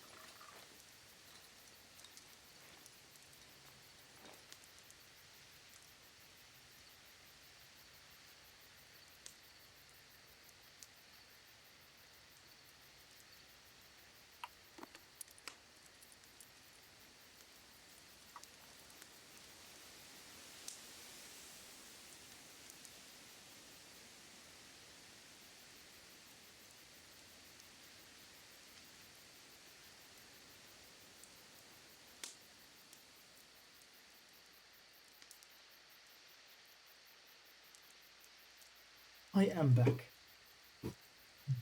Me too. I'm back. Yeah, I'm back. Does it broadcast on the break? I don't know if we have any live viewers. That's right then. I was wondering on that lovely picture you've got, is there any words on it?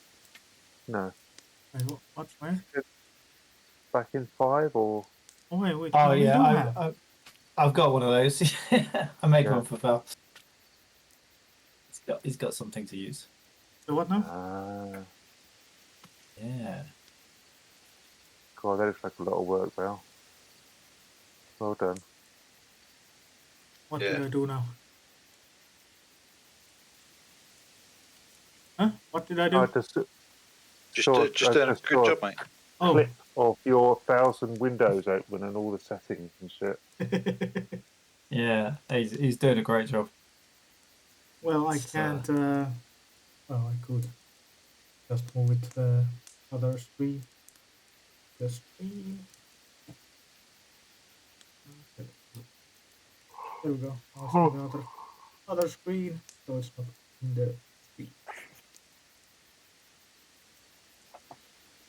Now I can watch the stream while doing the stream. Oh gosh, it's been a crazy week. Right.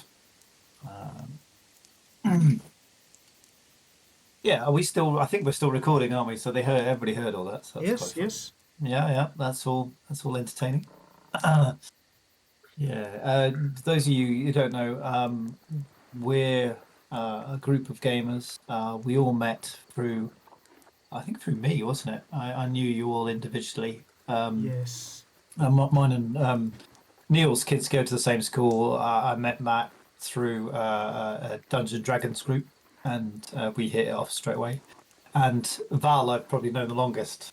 We met in World of Tanks about 12 years ago, didn't we? Oh, And, that's actually about 14 years ago.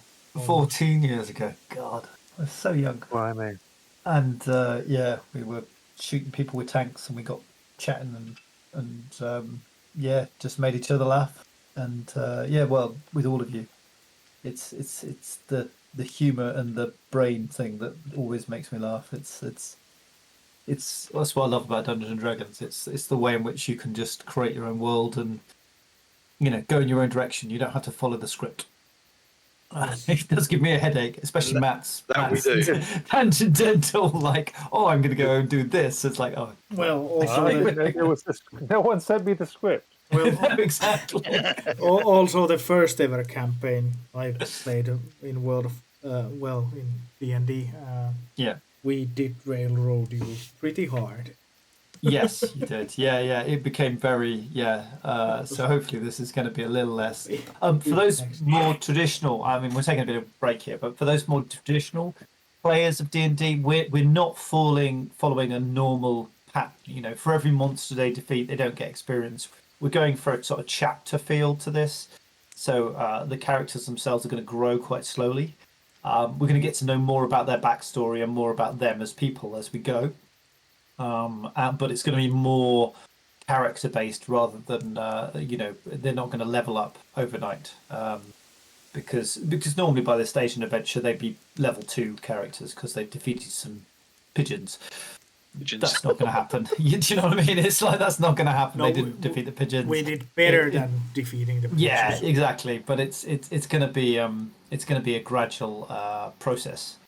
So the first, and the story is going to evolve as we go along, as it always does in good D&D games. Hopefully, it's a good D&D game, and people enjoy listening to it. But yeah, we could have some later on some guests. We've got friends who play D&D, but obviously they can't come in every week. Do you have other friends? Yeah, yeah. But we could have guests later on. But obviously, we want to get the base story sort of set up and running before we go into anything new. But yeah, so let's go back to where we were. So you just finishing lunch, yeah. in Limehouse. Breakfast, lunch, dinner, in Limehouse, and we are. You're now stretching your legs, standing outside, looking around for the first time, you notice, Kono, these large brown patches going up the street to your right. And part of you, I don't know, thinks, why are these brown patches, these large brown patches every 5 feet? Thought they would have cleaned the wall tomorrow. Yeah, well, you'd think so. There seems to be a lot of people frowning at it and pointing to it. There's some people kind of trying to clean it up. But yeah. Wilbur, Kono, Mr. You've left behind Terence and... do you want to leave Mr. Terence and the Colonel behind, or do you want to bring them with you? I think Terence is working. Yeah, Terence is now working. Yeah. And Colonel, I think, needs to work on the merchandise and... He's still doing the accounts.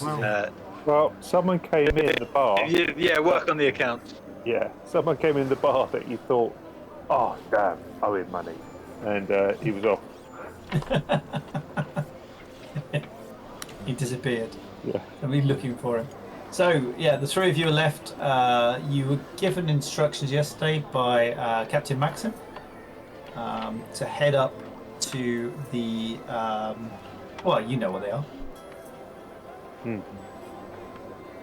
The caves. Right. We went there yesterday. Yeah, but We're we going to try and sneak in. we tried to sneak in, and then we didn't get in, and we came back to the pub, and then we talked to the Maxim after your gig, and then he told us to go back there. That's how I recall it, or was it another cave?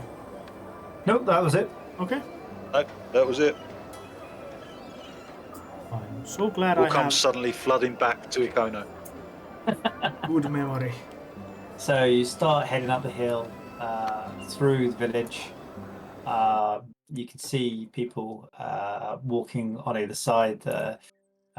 Some people notice you, Mr. And point and stare. Wilbur, also, you get kind of some funny looks as you pass along. But you're not walking. You're walking away from the richer streets of Limehelm, and you start to go up towards where the mine is, and the guard greets you at the entrance of the mine. He goes, "Oh, hello again." Hello. Hello. You must be the crew. Yes. All right. Okay. Well, yeah, we've had. Normally, these caves are used quite a lot for. The music is entirely inappropriate for what I'm saying, so I'm just going to stop it because this is. Hey, this Ikono, please switch track. This is country village is probably inappropriate. So let me just stop that. Gosh, I'm just gonna have to go away from this screen and go somewhere else. So yeah, let me open up the thing for you, and I'll go back to Limehelm. Sorry about this. There you go. That was terrible. Like rosy morning. I'm telling you about things that are bad. It's just not good, is it? So yeah, it's been a hard time. I can tell you. Yes, it has. It's as people have heard noises down there. Folks have gone disappearing. And we need someone to go down and find out what's down there. Well, you should not go again. You look like you've already lost an eye and a limb there. I have. I got an arrow in my knee. I no longer adventure. At least you have the parrot to keep you company. I do. Arr. I don't know why I've got all piratey. Yeah, you're quite right. So point us to the badness, and my crew here will go and sort it out. Okay. He goes over to the cave entrance and he unlatches the portcullis gate with a big key, unlocks it, and he starts ratcheting up the gate. There's a turnstile on one side, not turnstile, like a cogwheel on one side, and he starts ratcheting that up, and the thing starts clang, clang, clang, clang, clang, clang, clang, clang, clang, clang, clang, clang, clang. Actually, sir, I am most interested in making of mechanisms. May I, obviously, I will not do anything because you are here, but may I have a look at that key? It is so intricate, such masterful work. Oh, well, I couldn't lose this key, so, no. I'm gonna have to keep it a secret from you, if that's all right. Oh, I can totally understand. gives Wilbur, it- beat him. No, I mean, thank you for opening the door. You're welcome. Good luck in there. Yes, We don't need good luck. luck in there. Do you think they will be long? You're coming with us. Don't mind the Oh. roll. Okay. Oh, okay. Is there a rail? You walk in through the gate. Right. So, It's very, But- very dark for a couple of you. Yes, very dark indeed. yes. Well, it's Have you brought a torch with you? Sorry, what is dark? Oh, yes. it's a bit dim for me, but it shouldn't be too dark. What's your? Do you have night vision? I have You've got 120 feet. I know. 120 feet dark vision. What do you have, Wilbur? 60. 60. Okay. Oh. Okay, should sort itself out now. And Kono, do you have any dark vision at all? Ah, no. Oh, what? That It's very dark. was No. all we Okay. heard. Do you want to light a torch then? Or do you want to Please. burn your All light the loot? torch. Ah, my retinas. No. You want to keep it in the dark? What? Doesn't He have said, a... do I want to burn my loot? Oh, What's that? I want to burn my loot. I Right, said, so you're not going to light a torch. You're going to go. You're going to go blind. No. I'm going to burn a torch. Right. Wilbur asked if I was going to burn my loot. Oh, I see. There you go. So you should be able to see now, Kono. Yes, I can. Thank you. Around you, you can see where the water is coming out of this cave network.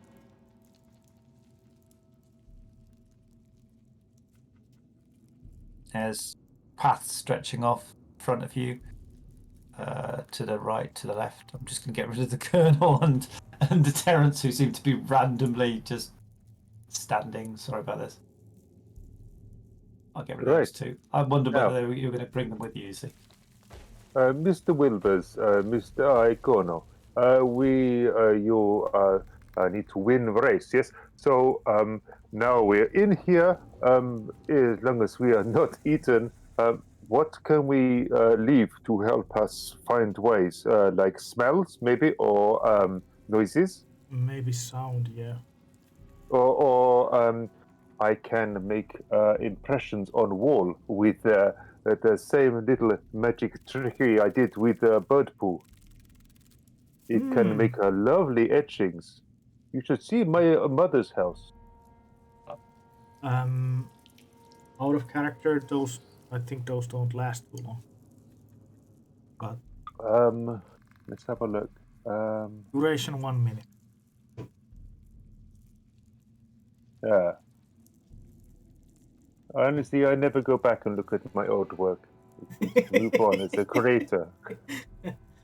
So, yeah, but we were here to kill something, maybe? Was it? Yeah. Or investigate. Yes. I think we do that first, then we worry about the race. Yes. Because if we don't take out whatever's down here first, there will be no race. Yes. What was that sound? Who was marching in the dark?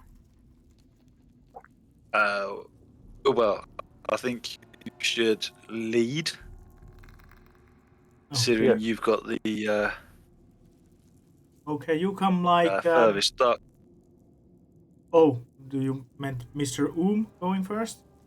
Meat shield? No, Uh, you first. Then Mr. then me. okay. I want to ruin my pretty face. Come like 20 feet after me. So if you they always stumble, eat those at the back. and as I say that, I'll start sneaking.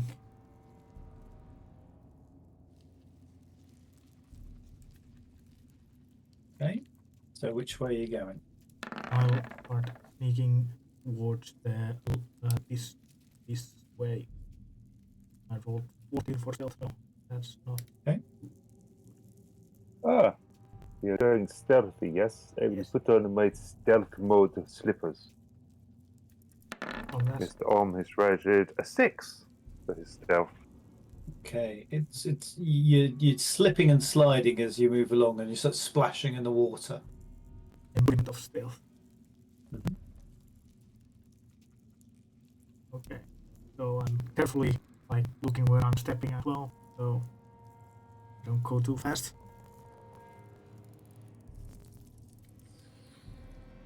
Right. I give Mr. a little shove in the back to moving forward. You probably cut your finger. What do we smell and what can we hear? Okay, what can you smell? So can you do a perception roll for me? Right. I'll have to. I'll beat the old chest, get the lungs working again, take a couple of good breaths, and oh, there you go. It's like I can smell. 11. Oh, what is that fish stink? Oh, Wilbur. you smell Wilbur. You can smell. It's the sound of running water everywhere. So sounds are very sort of drowned out by the water, really. Slight echoing and plops and kind of like this is obviously a tunnel. So there's echoing and plops of sort of things maybe moving. You don't know, or just be the water moving things. You don't know. The feel of the place. It's kind of a reddish sort of limestone around you, sort of sandy limestone all around you. It's kind of and you've got this very sort of slick look to all the walls. The actual floor is quite difficult to keep your foothold on, as there's quite a lot of algae growing on the floors. There's a musty smell around the whole place, because although the water's flowing fairly quick, it smells as though up ahead there could be some kind of body of water. I'm going to try and run my hand continuously along the right-hand wall to see if I can work out the way I'm going.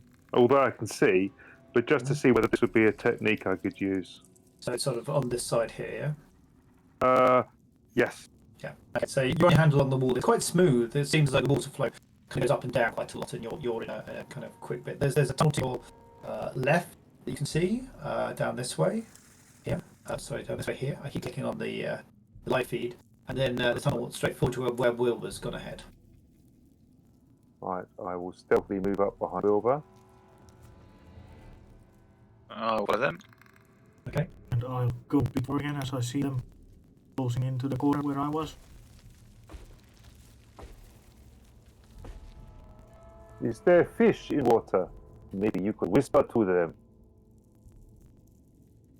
Up ahead, Wilbur, you can see there's a wooden sort of stave coming out from the right hand side.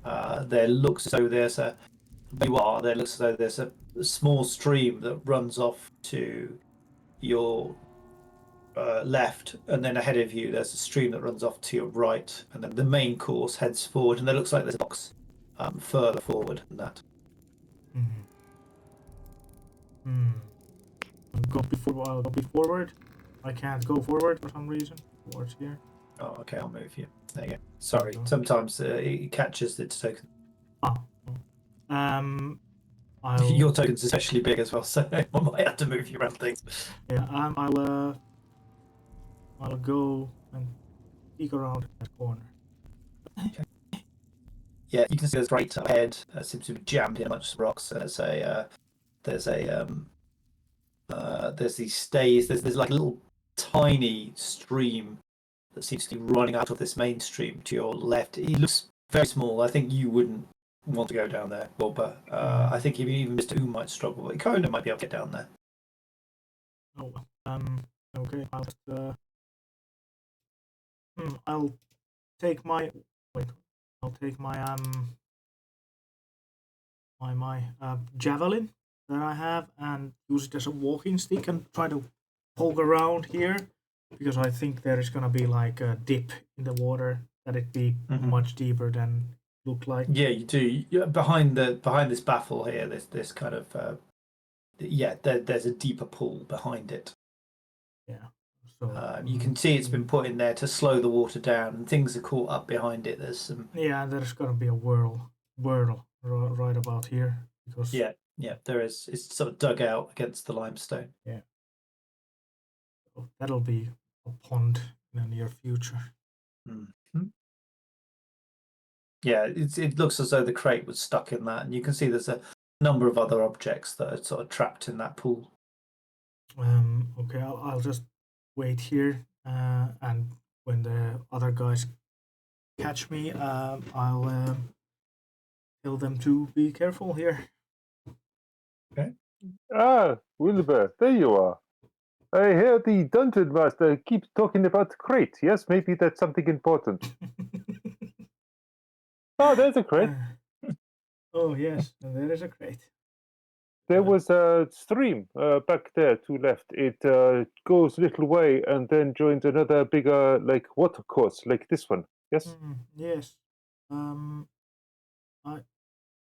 I guess we go down this path. Watch out, there's a deeper spot here. Who What wants is to? the worst that can happen? I'll go and Drown. show what happens when you go. You people and your lungs. What do you mean, you people and your lungs? Don't you have lungs? Yes, I have lungs. I had to speak, yes. But when I'm not speaking, it is not going off like bagpipes all the time. I shut it down. Noisy. Okay. Often the smells as well. Okay, so I'll go and there's probably enough legs on me to stand in there and just look around what there is. Yeah, make a investigation check, please. Investigation, my strong.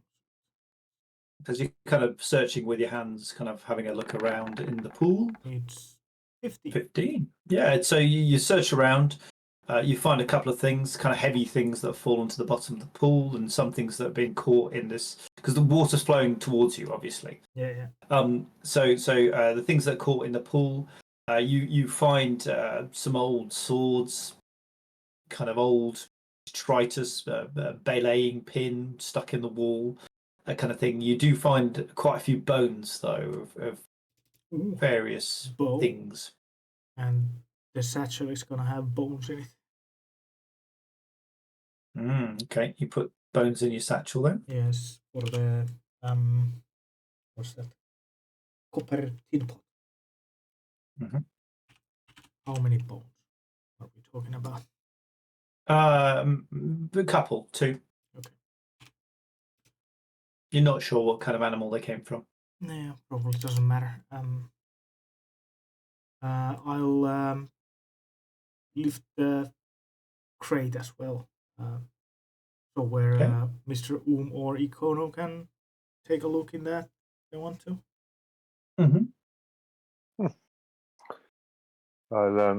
Is it been? Have you opened the crate? No, I didn't.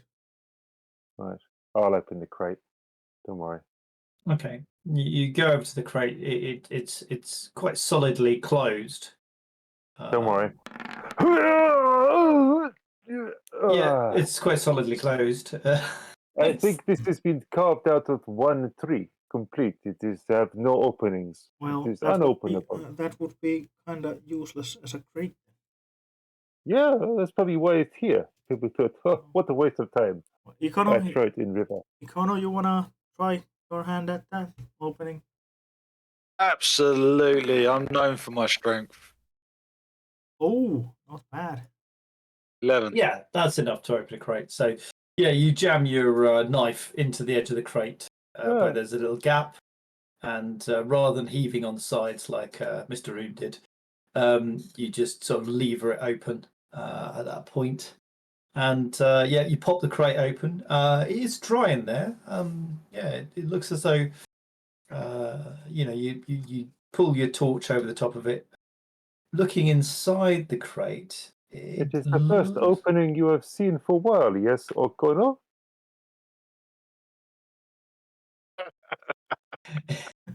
It's I take it you didn't have any luck last night. We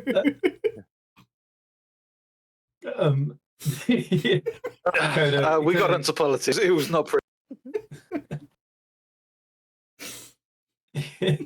Kono glances over his shoulder, chagrin on his face. Looking inside the crate, you discover that there are a group of what would look like pots, sort of just round brown pots. They seem to have some kind of plug in the top of them, like a cork plug. Ah, sweet meat. Well, do you want to try one, Mr. Oom? I see why not. Let us have a smell. I will try to pull one of the corks out. Okay, make a strength check. It is stuck very tight. Maybe it is not cork. Maybe this is just decorative part of pot. Will cost us one, yes? Probably not. And I'll click my finger at the thing. Yep. Open it. With 19. Yeah, you pop the top off. Out of it comes this really strong smell of kind of sort of slightly sulfurous smell. I look at Wilbur. I'll take a whiff and Yeah, it makes your eyes water. What the fuck is this? Would I have ran into that smell ever? Yeah, I mean, it smells of dead fish. It's got that kind of like really rotten dead fish sort of sulfur smell. Fish oil.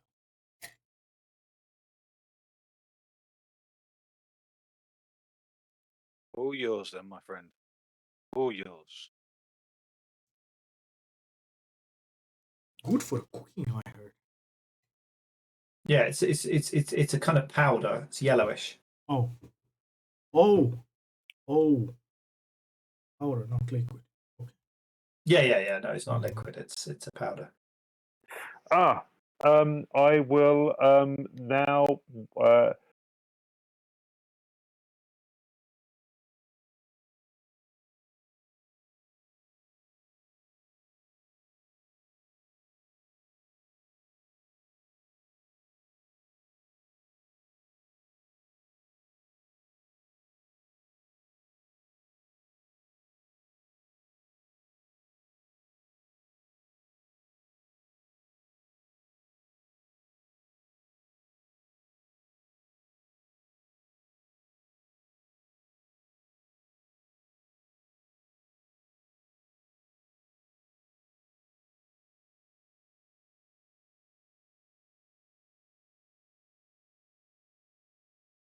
Lift a little finger, dip it in the water, touch it on the powder, touch it to my tongue. Okay. Yeah, you know this stuff. This is the nasty, smelly stuff. You know this is sulfur. Yeah. Tastes terrible. How far is Ikono with this torch? No, he's quite far back now. Okay. I am only seeing in black and white. Yeah, bring torch over here. Let's see what color this thing is. Okay, yeah, coming up. You shine the torch over it. It's got a very yellow glow to it. Ah, it is mustard. Well, I don't Okay. know. What's mustard? Mustard. It makes things taste hot and disgusting. People love it. Oh, As well on hot dogs. I usually eat Right. fish anyway, so I wouldn't know. I do not want this. Shall we move on? Well, I'll take the bag of sulfur. How big ever it is. A bag Hmm. of powdered smelly stuff. How strong is the current? Is it washing us down the river, or is it? It's pretty strong, yeah. It's sort of drifting past you. At you know, if you lay down, you would float. No. Oh, Right. How deep is it on Wilbur? And behind the thing, it comes up to his waist.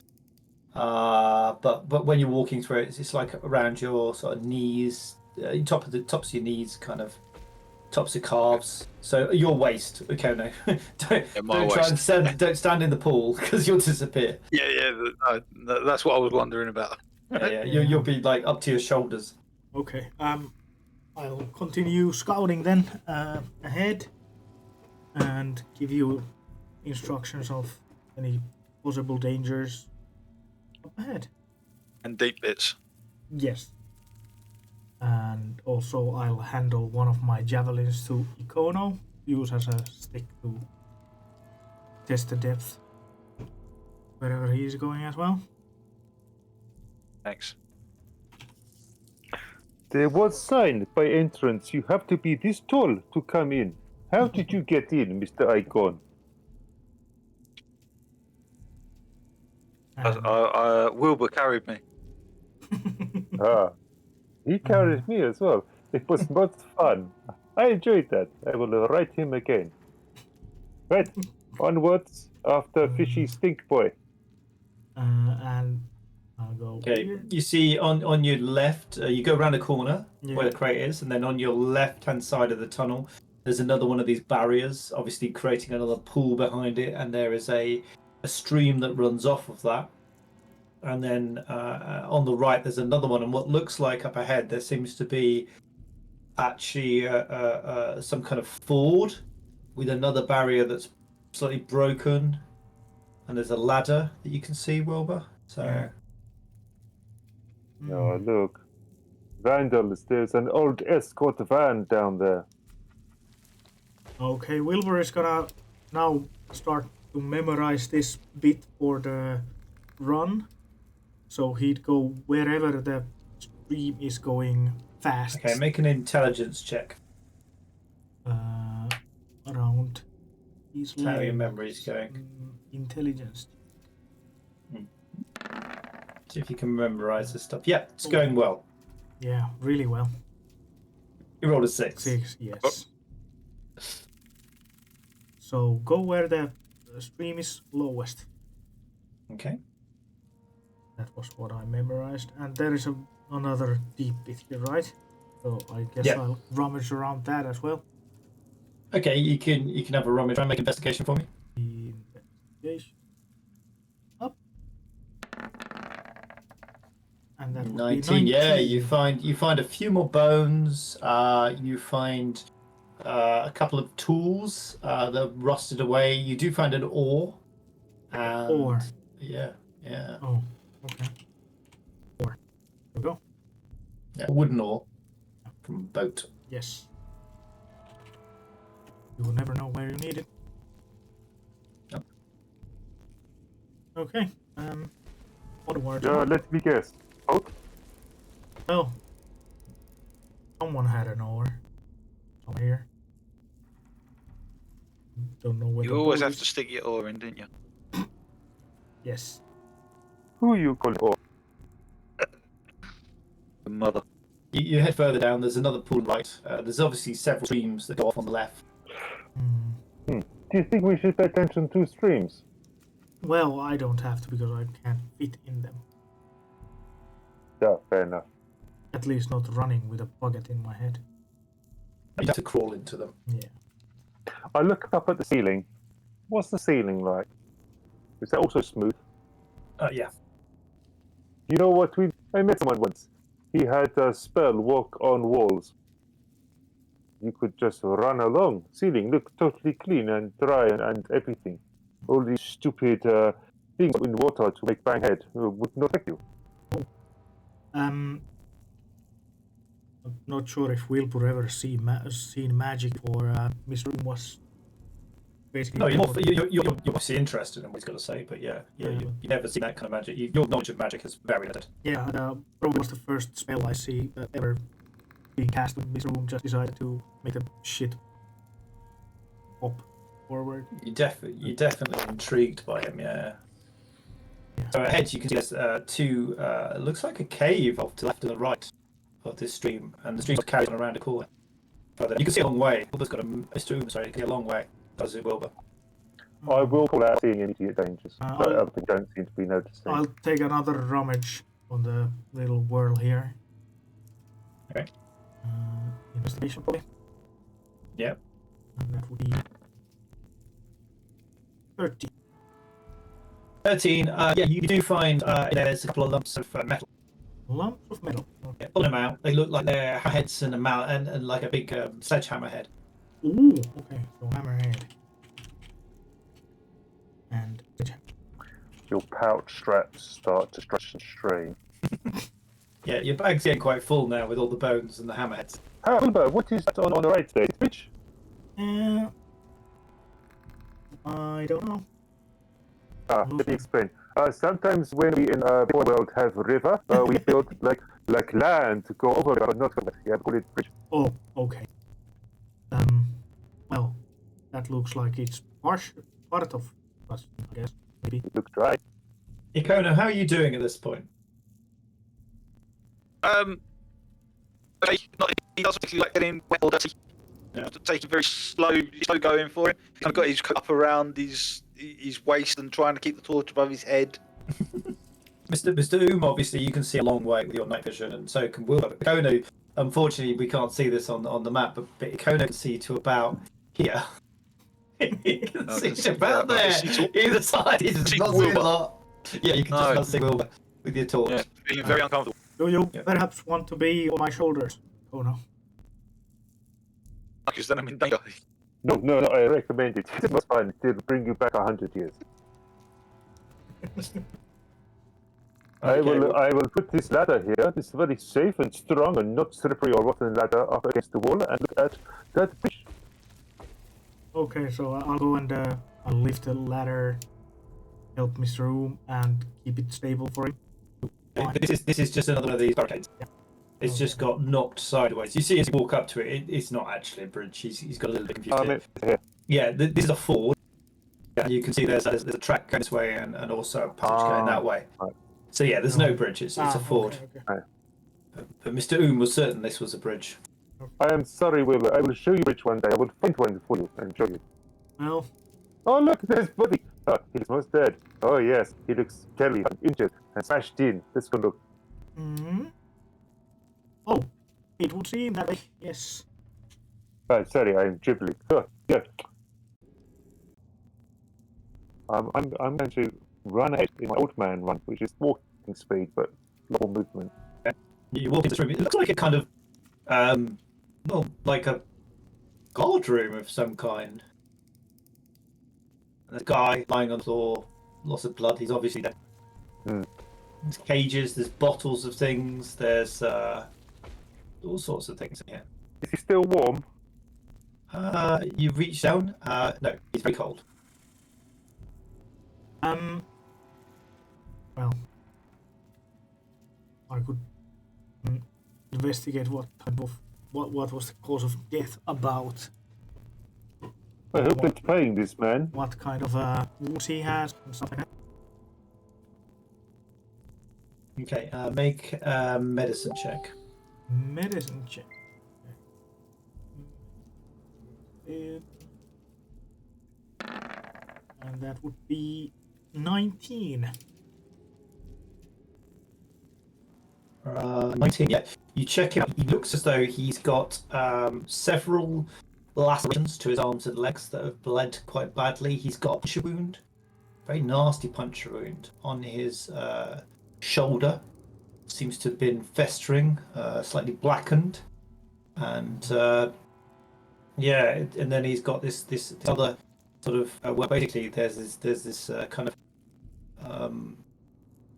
well, looking at him, he looks slightly bloated and like he's been dead quite a while, and the blood that's all around him is very much kind of dried and encrusted on the floor. I kind of place my large hand on top of the lacerations to see what kind of spread there is and how many fingers and stuff like that. Yeah, it looks as though like fingers long. It's kind of 8 fingers long lacerations, and they're probably about 2 wide. No, so a lot of blood came out. But his legs and arms are all soaked. Where from your knowledge of make an intelligence check. Intelligence. So your advantage because you did it on the 19. You got 19 for the medicine, 19 for the intelligence. Remember, we have to keep calling out our scores. So 19, you got a so his arms and legs were scarred to protect himself from whatever was attacking him, and then this punch wound on his shoulder seems to be the thing that killed him. Anyone else know what kind of creature could do lacerations and sting? I do talk with the dead. I kneel down next to the body. Okay. You think you got it first? I had pigeons in my room. At least you have water feature. Wilbur heard speak with the dead, and he backs off like 15 feet. Yeah. 20 feet. That can't be good. What is matter, Wilbur? You're gonna speak to the dead, yes? That's not normal. No, I'm just speaking to him. He did. Anyway, where now? I could speak to the dead as well. As you watch Mr. Oom speak to the dead, the face and the chest start to heave. No, it doesn't. I can't speak to the dead. No, it does start to heave, and then out of the mouth explodes a massive ball of spiders. Ah, that is. He's been eating spiders. And you see these huge swarms of spiders start pouring out of. A swarm of spiders starts pouring out of his chest. So, can you roll initiative, please? Okay. Okay. I'll bring up where's it gone? Turn order. There's turn order. What did you roll? 5. 5 for 10. 5. I rolled nat 20. 23. Nice, and the spiders rolled 8. So let's get the music on here. Da, da, da. I think we need more of this music. Thank you. Let's get some exciting fight music on. More child combat. There we go. Okay, so the swarm of spiders burst out of his mouth and burst all over you, Mr. You are currently covered in spiders. Oh, lovely. But they don't attack you quite yet because it's not their turn. So, Wilbur, you are the first to react, seeing this swarm of spiders. What would you like to do? Well, can't be. Can I make a wisdom save? Wisdom save? Yes, I'm terrified of spiders. I don't know. Are you terrified of spiders? I don't know. Yes, you can try and make a wisdom save. Absolutely. Gird your loins, sir. 18. Okay, 18. Consider them girded. Okay. I then probably use the bag of smelly stuff and throw it at Mr. to perhaps smell spiders. Okay, so the bag of smelly stuff you're going to throw over to the room. Yes. Okay, so you'll need to walk a little bit closer. up to 10 feet. So, Yeah. Okay. probably close So enough. yeah, you're going to chuck it at the spiders and Mr. Room. Yeah. Yes. So can you roll a check or acrobatic, dexterity it would be, Yeah. just to see about pouring it all over carefully. Dexterity. Yeah, that's enough. You're just splattering it all over. That hits all the spiders. It also hits Mr. Oom. Can you roll a D6 for me, please? 1d6 coming right up. That's a 3. 3. So you, spiders and you, Mr. Oom, take 3 damage as the yellow powder starts to burn into your skin. Right. The spiders are not happy about this. They really don't like that. Well, the option was to keep it more. Yeah, that's true. Mr. Oom, it's your turn. Right. Now, these spiders, are they all over me, or are they just coming up towards me? Well, they're all over you at the moment. They're on your arms there because you were leaning down to look at this guy, talk to him, and they've kind of exploded out of his mouth onto your body. I would say, my jacket is yellow. Like yours. And I am going to move towards the water. Okay, so you stumble out of the room towards the water. The spider's still on top of you. I'm going to go to the water. Okay, all right. You dive into the water. You land the water. Or fall into the water. The burning gets worse. Can you roll another D3 for me, please? As the stuff that's all over you starts to fizz and whistle and react with water. Can you roll another D6, please? Basically, D6. D6. Ooh, 5 damage. 5. Dear. all right. Okay, so yeah, the spiders though are all off you. They're all in the water and they're starting to drift.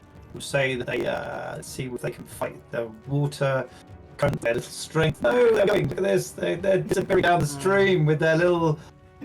They can't swim. Their brother. They can't swim. They're all getting washed away with the 0 or -1 that I rolled for the spiders. It's the spiders' turn. They are going to attempt to make it to land because they can't do anything in water. Why can't the stream going this? No, it's going this way. Flowing out of the cave, yeah. Sorry. So they're going to attempt to climb up onto this wooden bit here. So I'm going to make an athletics check. See if they can make their way. Come on, spiders, you can do it. Yeah, that's enough. 8. They get just that far onto the wood. On that piece of wood there. It's your turn. Is it dry? Is it wet? It's pretty Catch wet. It's fire? jammed down here. No, Pretty it's wet. fine. Okay. Well, as I can't see where they've gone Mhm. because my vision is poor. Yeah. So I'm going to go. Flashing. Yeah, I'm going to take this opportunity to cast prestidigitation on himself and kind of clean some of the mud and water off of him, clean his coat. So while this is all going on, you're just Yeah. preening. Yeah. Preening. Okay. Fine. Yeah, absolutely. Absolutely. Preening. Right. Oh dear, I've got this and that and what's going on? Yeah. This picks a piece of seaweed off his shoulder. You know, that sort of thing. Will, but what do you want to do? I think I'll take a couple of steps here, and as I see the spiders, I'll grab the table here, and just throw the table at the spider. Okay. So can you make a athletics check for me? See what your throw is like. Oh no, 50. Yeah, that's enough. Yeah, you pick up a table and you sling it at the spiders. Can you roll a d4 for me and add your strength modifier to it? D4 plus that would be 2 plus 4, so 6. 6 does another 6 damage to the spiders. Yeah, they're looking very battered now. I think between your the sulfur seems to have done a lot of damage to them, and they are not happy. Mr. Oom, it's your turn. The spiders are all off you. You've stopped burning. You are now free of both the yellow chemical that Will put on you and spiders. What is my coat looking like, though? It's got a lot of holes in it. Right. Oh, at least that did not damage then. I am going to. Is there any loose earth anywhere around? There's a load of stone in the stream. There will be sand and grit caught up in those. Right. I will raise up a 5-meter section of grit, a 5-foot section of grit, and I will lift it over the top of the spiders and then release it. Okay. So you drop grit on the spiders. You do. Can you make a? It's Let's the say, equivalent of one of those builder's bags. yeah. Can you make an Arcana check for me? Arcana check. Of course. That is See not how well you do this. So obviously, you are burning, and you are quite. Yeah, that's reasonable. That hits them. Yep. Can you roll a d4 and add your spellcasting modifier to it? Ah, You rolled a 13. okay. Yeah, 13's enough to hit them. D4 is 2. Yep. And my check is +4, so So 6. 6 damage. Nice. Yeah, there's literally a couple of spiders crawling around now. They killed loads of them. There were like 20 odd spiders at the start, and now there's only 2 of them left. Trying to crawl away and go, leave us alone. And these spiders, it's their turn. They're just going to crawl off and find a crevice somewhere to hide in. Yeah, they just disappear into the log. They don't seem to like the thing, but they actually disappear on the log. And let me just measure. Here we go. So they started there. They're going to be able to go 30 feet, 20 feet. So they can get to about there. They're just running for it, these 2 little spiders. Right. Yeah. Okay. Ikono, it's your turn.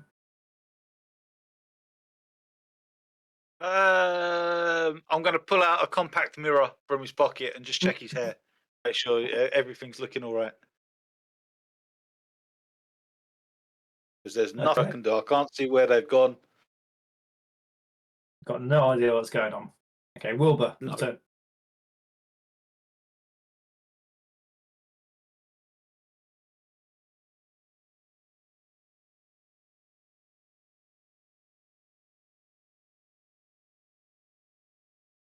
What's that?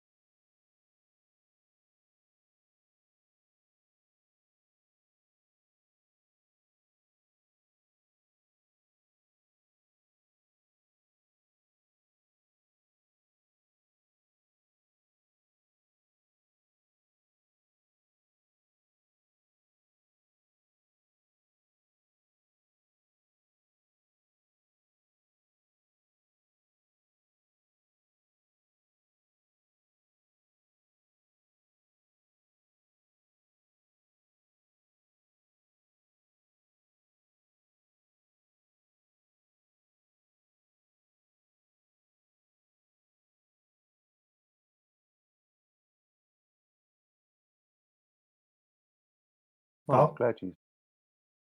Mr. Val. Hello? Can I see very them quiet. still? Oh, there Oh they yeah, are. yeah, you can still see them. Sorry, you Ah. cut out there. I was muted because I was Oh, okay. taking some gum. Well, there was some jar here. 2 spiders, and they are gone. Okay, Yeah. well done. When in doubt, throw shit. Yeah, you've defeated your first monster. I'm not sure if you made the table to be movable, but Yeah, it's gone now. There's no Okay. table there. yeah. No, I can't. Yeah, unfortunately, if I made everything movable in the maps, Yeah. it would never load. So Yeah. I tend to build them out of the objects I have. So- But yes. I'm going to go back to the body. I help you there. There's no table. Yeah. I am sorry about your security deposit. It seems my friend has destroyed your table. I'm going to look at his mouth, and I'm going to look at his shoulder, and I'm going to poke a finger in his mouth and a finger in his shoulder and see if I can get him to touch. Is this where the spiders come in? We look at the. So when you look at the finger on the sorry, the finger on the shoulder, no, that's where spiders were put in. They are deleted table like that. I'm going to step on the gentleman's gut and check 3 times to see if I can put any more spiders out of him. You try his stomach, and there's kind of there's a smelly wheezing sound that comes out, and it seems like there's a hole in his back. Oh. Oh. What are you Oh. doing, dude? Get him over. Check. That's Hey. 20! Yeah, you throw him onto his front. Ah, let me see. Oh, damn, your jacket has holes in it. I was going to have Flip! Yeah, there's only a small hole though. It looks as though something has been injected into him from the rear. Ah, he has been injected into from the rear. Oh, God, no. You think this is spider bite? Icon of the Impaler. No, I like that. Kind of away from my sword, show the body trying to get a closer look. Okay. So, what do you have you in party? You're shot and you know. Wilbur, Yeah? shall we take body with us? No. Can I keep it in my room? Well, if you want to carry Mr. him, Fentwhistle might be a little bit upset.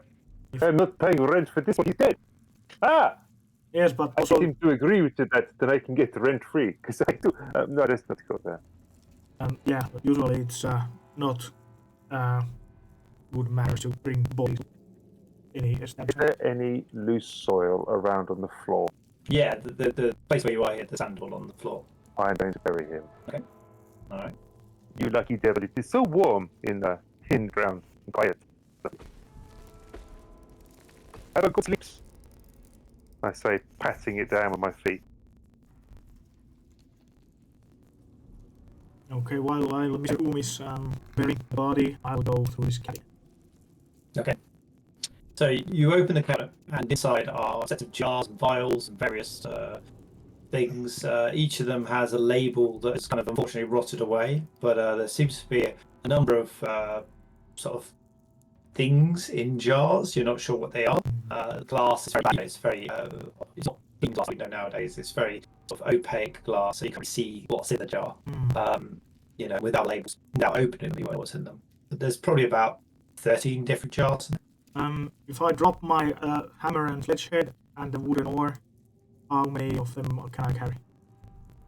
In your satchel, they're not massive. Probably get about 6.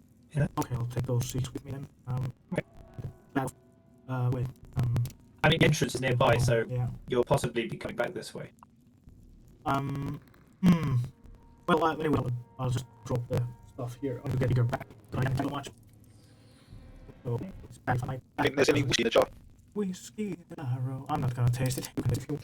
I know whiskey has eyeballs and stuff like that flowing in. Anyway, I drop the oar and the hammer and sledgehammer heads in front of the cabinet. Okay.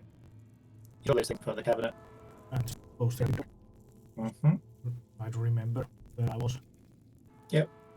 The bottles on the top all seem to be quite pricey bottles of wine. Most of them are, a few of them aren't opened. Bottles of wine, bottles of whiskey, bottles of nice stuff. Doesn't seem to be like anybody's drinking them. They look like they've been stored here. Maybe, I don't know, the guy's having them, or I don't know. Well, should I take those with me to give it to the bartender, or perhaps sell them? Is that vintage wine? Yeah. Yeah. Okay, I'll take that both then. So wine and whiskey. Alright. How many bottles? 6? There's about 5 bottles of wine or whiskey. Those I'll carry. I'll come back for the rest of the unidentified liquids and stuff. For the later. Okay, that's me done. But did you rest or did you need to stop for a bit, or are you okay for the moment? I am raring to go. Okay, cool. Icono didn't rush through the table. No, Ikono was just brushing himself, preening himself. Okay, let's carry on then. Appearance is everything, darling. Yeah, here in the dark, where spiders try to eat you. You never know. There's some interesting people in the dark. Yeah, like maybe that's the love of your life. It doesn't have to be love of my life. Just love of that night. Or hour. Okay, we'll continue then. Across maybe? Yep. Yes. Okay. Okay, so you pass through the stream. Yeah. To the other side, and you find yourself looking at a long passageway. It looks as though it's been carved at some point out of the limestone. There's been, cave-ins. So there's rubble all strewn across the floor. Okay, I'll try to memorize. I'm not sure if it's part of the running track. So I'll look at that thing and try to memorize the pattern. Okay. The intelligence. Make an intelligence check. Yep. And that'd be 3. So yeah, I should use it. Yeah. You pretty much got this. Yeah. Left, right, left. We'll follow you over. Yeah. Then I'll start moving again.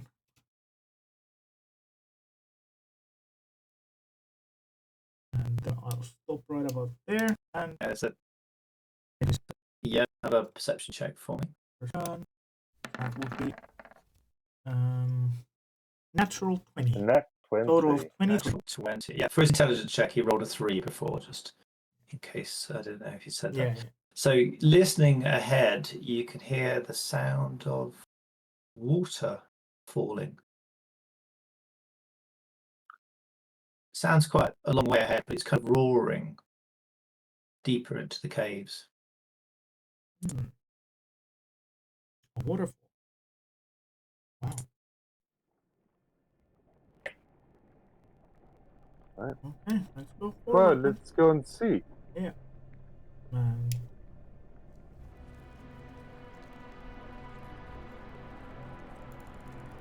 That does not look good. What? It definitely doesn't look good. So up ahead, as you come around the corner, you can see there's kind of. Yiki, you cannot see this, but it is not good. You go first. No, I can't. I'm not sure I want to know. Well, There's the cave opens up, and up ahead you can see a whole bunch of rocks and columns and various things. I've just noticed one of my layers is in the wrong place. Sorry, let me just sort this. I think there. Yeah. Front there you go. There's a column. There's columns of rock and wooden balustrades. It looks like there's a pool of water, and in the pool of water you can see what looks like a large pile of bone. Oh, check the bone. Not check the bones. Let's go and check bones, yes? Should we perhaps first poke at the bone and see what happens? Whatever you like. Okay. I'll go to this pile of rocks and take a good sized rock to throw, and then I'll chuck it at the pile of bones to make some noise. Okay, you kind of need to be 30 feet away. But you can throw about 30 feet Well, with okay. accuracy down here. Okay, I'll throw it first at the other pile. Okay, just a pile of rocks in front. You send a stone scattering amongst the rocks. Clack, clack, clack, clack, clack. Sploosh. Let's see if something moves. Okay, make a perception check. Perception. And that'll be 21. 21. You can't see anything moving. Okay, then I grab another rock and then move to this rock, Okay. and I'll throw the rock again. Like Okay, into the you- water. Roll, you roll a rock and clack, clack, clack, clack. And yeah, Listen up. listen up, yeah. See if there's something else. No, nothing's there. Nothing's moving. Hmm. You can hear the roar of the waterfall from somewhere in front of you. And what is this? That's another one, sort of barricade. Ah. Hmm. I'll go next to the wooden barricade and grab another rock and Okay. throw it at the boat. Okay. Clack, clack, clack, clack, clack. Hmm.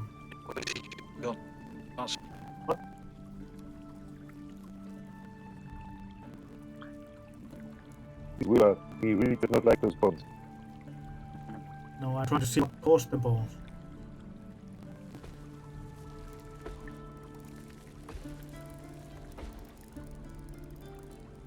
Right, I'm going to come up beside Wilbur. Wilma, Wilma. Yeah. you throw Flintstone. So, how is it?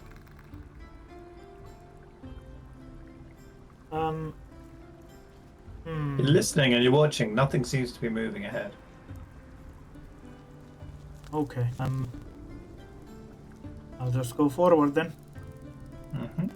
Yeah, some of these bones look quite big as you're looking at it. Hmm. Pile seems to be just lying there. What could have made those bones? Why is there? I reckon it is that bridge. Look, it looks very rickety. It's probably people who try to use it. What bridge? Oh, there is bridge there. See? No. And I point to the southeast. Oh, you will find it. Oh. If you do not find it, you will find it certain depth probably. It sounds like waterfall. Okay. I'm kind of tempted to go for the bones. Okay. Okay. Well, I'll go to the bones. Okay. Make an investigation check. Investigation. 16. Yeah, searching through the bones, you find quite a lot of different animal bones in here. There's large, like all kinds of things, turkeys. There's some things quite exotic. There's a large skull on the top of the pile, which seems to be some kind of lizard of some sort. Not sure what it was exactly. But yeah, they're very weird and wonderful bones down here. But whatever made this is long gone. These bones have been here a long time. As you sort of move through them, one of the skulls turns to you, and its jaw starts opening and closing. And a voice comes out of it. I was just about to punch it. Because skull isn't supposed to talk. So Okay. can I punch it? Punch away. Yep. Yeah, you 15. smash the skull. It clatters down into the pool where it lies still. Fuck! Good boy, Wilbur. Good boy. You save us from ultimate fate of deaths. And So, can we go on now? I'll run back where I came from. Oh well, before you run back, Oh. you do notice there's a hilt Hilt? Yeah, underneath where the skull fell away. Oh, well, hilt is meant to be grabbed, so I guess I'll grab it. You'll go blind. You grab hold of the hilt and you draw forth a large greatsword, which is in pretty good nick. It seems to have been out of the water. It's been in a damp cave for a while, but it's inside its hilt, inside a hilt. Hilt? Called? Yeah, it is. Scabbard? Yeah, Sheath. hilt. It's scabbard. Yeah, scabbard. Sheath. Yeah, scabbard. I was thinking hilt, scabbard. No, there's something. Yeah, it's inside a scabbard. You draw it from its scabbard, and it seems to be well oiled in there, so it seems to be pretty well protected from the. Nice. So, Yeah, you found a great sword. item got. I'll. As soon as I roll 20 compendium works, I'll add myself a grade. Okay. Yeah. Right, carry on investigating. Okay. What's the bones? Now I'm going to go and stand at the beginning of the bridge if I can and look down into the airport. Oh, okay. Go for it. So I splish splash my way past the bones, and if nothing happens, I'm at the bottom of the earth and I'm down. Yep. You look down into a large cavern, and you can see what you can see. There is a waterfall crashing down, and at the bottom, there's what you see. Oh, it looks like the goodies that's down there. Most impressive. There is old boat. How did they get old boat in here? Look, Icky, come see. Fall to death. What rest? But I got better. Do not call me Icky. Stop it. Oh, okay. Oh no. Look, oh you cannot see. Look, here's a very big stone. Let's see. Drop this stone over the... look, here's a slightly smaller stone. Take this... no, look, you pick up the stone there and throw it over, you'll see. Okay, it can't... we'll just start. I can they stuck these stones I've got on three. What are, People keep throwing it off the side, probably make erosion, a natural erosion of feature. what are you trying to achieve here? I see you throwing rocks.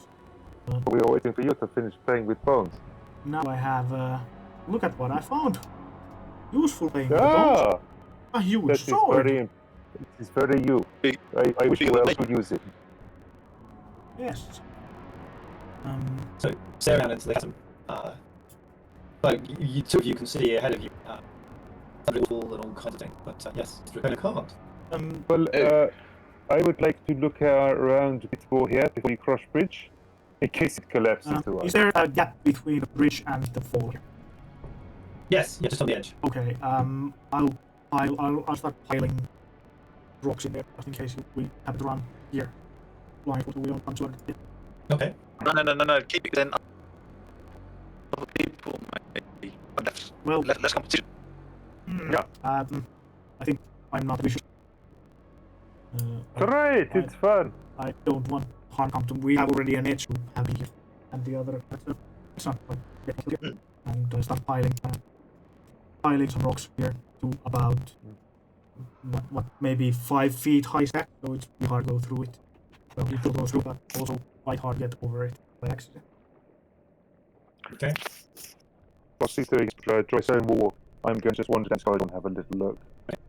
So as you walk down the corridor, you look down the corridor and you see...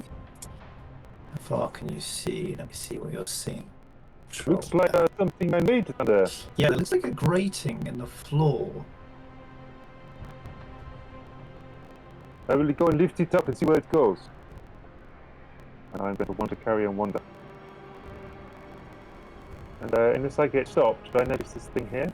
Yeah, it just looks like a wooden hat on the floor. I'm going to wander back and tell the other what I see. Okay. See a hatch and metal grid on the floor. That is a very nice wall, Wilbur. You should be proud. Yes, I am. And what about the other side of the bridge? Is there also a gap? One moment. I'm going to another casting of mold earth and scratch Wilbur made this onto stone and place it on the wall. What Let's about do that. what about on the other side of you? Is that same? I'm not climbing on there to put your autograph on that side. Just be grateful. I appreciate you here. God, some people are so needy. Is the same kind of yeah, on the other side of the bridge here. Mm-hmm. Okay, Yeah, I'll make yeah, another there is. one. I'll make another stone triangle there. Same size. Okay. Yep. Yep. Takes you a little while. You come into a room, you sit quietly watching. We'll work away building these balls. I mean, you As help. the waterfall falls beneath you. I'm going to lie in the water on my back, my head just underneath the water, and breathe in, and then blow out squirts of water until I notice that the was finished. Okay, well, with that, we are going to leave our brave heroes building walls and squirting water, and we will be back next week. Again, thank you to Tabletop Audio for the wonderful music you heard tonight. And if you're interested in any of the maps that you've seen used tonight, please go to the Artfather part of Artfather's Cunning Plan, or the Cunning Plan Artfather, that's what it's called. And you can find my stuff on www.artfather.co.uk, or you can go to Roll20 and you can buy my packages from there. Appreciate any support you give us, and yeah, Maybe we'll have to do this week. Quick word from our sponsor? Yes, absolutely. Can we have a quick word from our sponsor? Wait a second. Yes, we have. Kelly, Find it. hate the music again. Yeah. Okay. Take these off. Here we go. Yeah. First, have you found your original thing? Don't impress like you once did. Try new sword extenders. Slip over your original blade, giving inches most forward. And smoke inflets and get respect the word get. Sword extender is really available at a store near you. We'll get sponsor to come into the room next time. He's a long way there, Val. I don't know what happened there. That's Oh, really funny. Well, it was. We'll try that next time. It was straight from the Facebook chat. Yeah, okay. So you heard try, through my try mic. and get we'll try and get the technology working next time. Yeah, thank you guys. That was a great game, and yeah, it was fun. Yeah, it was lovely, and we will see. Well, we'll see everybody next time for the next instalment of the Cunning Plan. Good night. Good night. Good night. You know. We are